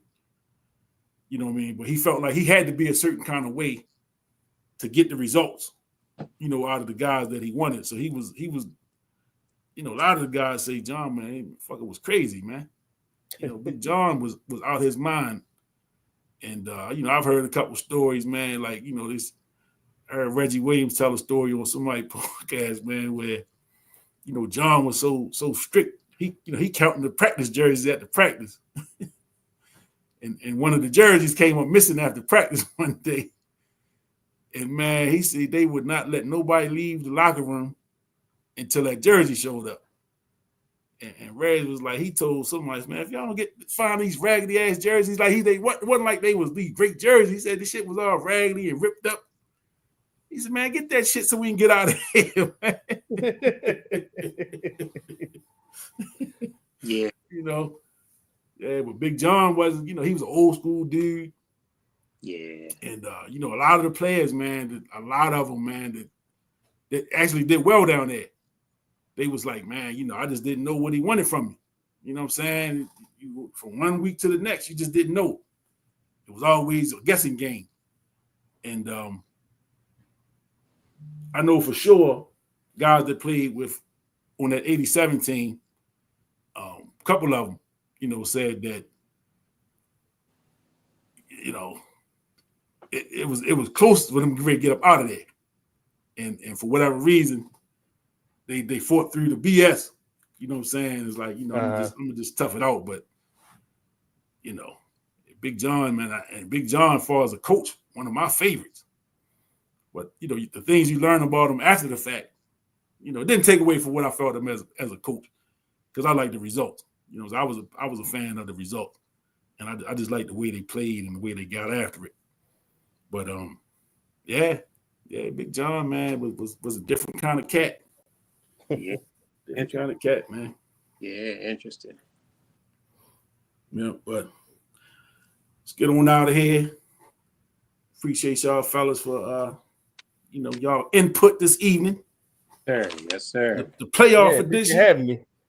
The AFC North Championship Division version of the show. That's right. Mm-hmm. You know what I'm saying? Matter of fact, we should all wear our Ravens gear on the next show. Hey, the Ravens down. Yep. Got a couple of Ray Lewis jerseys in the closet, wrapped up. break 52. I don't have to do a dance when y'all do. Do the what do you call it? The squirrel dance. Yeah, right. Dirty squirrel. Right. I might have to hold that one to the Super Bowl. I might have to hold that one to the Super Bowl. Yeah. All right, fellas, man. Y'all enjoy the rest of y'all week. You too. Be safe out here with the snow. You be safe, man. And definitely. Don't hurt nothing. That's the word, right? Don't hurt nothing. Yeah. Hey, Dean, did you get everything off your chest before we go? Well, yeah, I mean, I was on a little bit of a roll there. I think I do think another moment, like Lenny talked about the big Pierce picking that ball off. Yeah. I thought another moment that I thought was really good was when it was a play against on Christmas when they went for it on 4th down. When they went for it, it was like 3rd and 2, and they threw a slant, and Humphrey defended that. They had just called a pass interference on Humphrey, mm-hmm. which was a bogus call to me. Mm-hmm. And then they went for it on 3rd down. They threw a slant, and he knocked that down. And then they went for it on 4th down, and they threw it out in the flat. Mm-hmm. And Humphrey got a hand on him, but he spun away from Humphrey. And that's when Ladarius, what was his name? Ladarius. Yeah, he came, stuck him. Mm-hmm. And then White just kind of finished him off and pushed him out of bounds. Yeah. And Darius went running off the field and everything. And then Zach Orr came running over there to jump to celebrate. Yeah. And he flipped over? Missed him. And flipped over him. And fell on the ground, man, almost like he was suplexed. Like, damn. Yeah. Man, that kind of excitement, that kind of exuberance, that thing with Big Pierce. I mean, even the way Pierce tried to kneel on his knee. That shit. So he went down and bounced right back up. Right. Man, the way the team was fired up, the way that stadium was lit. I mean, those are some real great moments, and I'm loving this Ravens thing, man. And I still say, I hope the Ravens fans, are really understanding, man, what we got here with this Lamar Jackson era. I mean, I hope we understand this, man, because when that dude's gone, man, you ain't gonna see nothing else like that guy, man. Yeah. Lamar Jackson is special, man. The guy is special, and we gotta get that. Man, you gotta get that Lombardi trophy. Yeah, he does. Because the sad part about it, there are some people that's gonna miss out because because of whatever they feel about them. You know, Yeah. So they're gonna miss it. They're gonna miss the greatness because they've been looking for it to fall apart the whole time. They've been waiting for the bottom to fall out of it. Mm-hmm. So you got them people. It's gonna be somebody 15 years from now. No, well, let me just say Lamar play another 8 years, 10 years, and the bottom start falling out. You gonna have somebody say, "I told you, I knew it was gonna happen," but you didn't miss 15 years of greatness, waiting for the bottom to fall out of it. You know, Right. that glass half empty guy. Yeah. You know, the glass half empty guy can't wait. Only 35. He talking about, I told you he should have been a running back. Right. Yeah, man. And by then, that boy had about he'd been thrown for about 40,000 yards or something ridiculous. You know, it's amazing to see, man. Yeah. I'm thoroughly impressed Yeah. with this dude, man. You know, I'm a field guy, you know, and I just remember when he took over for Flacco, when the Ravens were out of the playoffs, they were looking to finish the season out, maybe get a draft pick. Let's just see what the kid got. About to replace Harbaugh. And Harbaugh was on his way out the door. No, Flacco got hurt, man. Remember? He hurt his hip. Yeah. Y'all forget. Don't excuse. Yeah. Thank God for that. No, let me stop. I shouldn't have said that. I shouldn't have said that. That was bad. That was bad, Kenny. Take it back. I shouldn't have said that. But it sparked the movement. You know what I'm saying? And all I heard was this dude went 6-1 to finish that season out. Got to the playoffs. And then you hear well, he can't throw. He can't throw. He can't throw. He can't do this. He can't do that. He in no way he's gonna be the quarterback next year. Then when they let Flacco go, you know, I mean, this is ridiculous. You know, all of the stuff you heard, all of the nonsense you heard. And the boy, what did he do? They went 14-2. He won the MVP of the league, and the number one seed. And I mean, they lose the game. You know, they lost the playoff game. You know, stuff happens. But you know, I just look at the results. You know what I'm saying? And I've been a football fan for a few years, and you know, nobody talk about the fact that the guy up there in the Jets, Aaron Rodgers only has won one Super Bowl. But that's not what everybody talk about with Aaron Rodgers. You know, they don't talk about that. His ineptness in the playoffs. They don't talk about that. Right. You know, he's still the most accurate quarterback, and he's this and he's that. They highlight all his strengths. Nobody talks about that. Mm-hmm. You know, John Elway didn't win Super Bowl to his last 2 years. You know, he played in the league, 15 to 17 years, and didn't win till the last 2. Terrell Davis. Nobody talks about Elway, but they don't talk about Elway that he couldn't win. You know, they talk about those final 2. The way he went out on top. You know, he went out on top. Now, that's the narrative. You know, and I say this with Lamar and anybody else. You can't win one until you win one. So all this Super Bowl or bust and all that stuff, man. When you can win it when it's your time. And I just happen to think this is the time.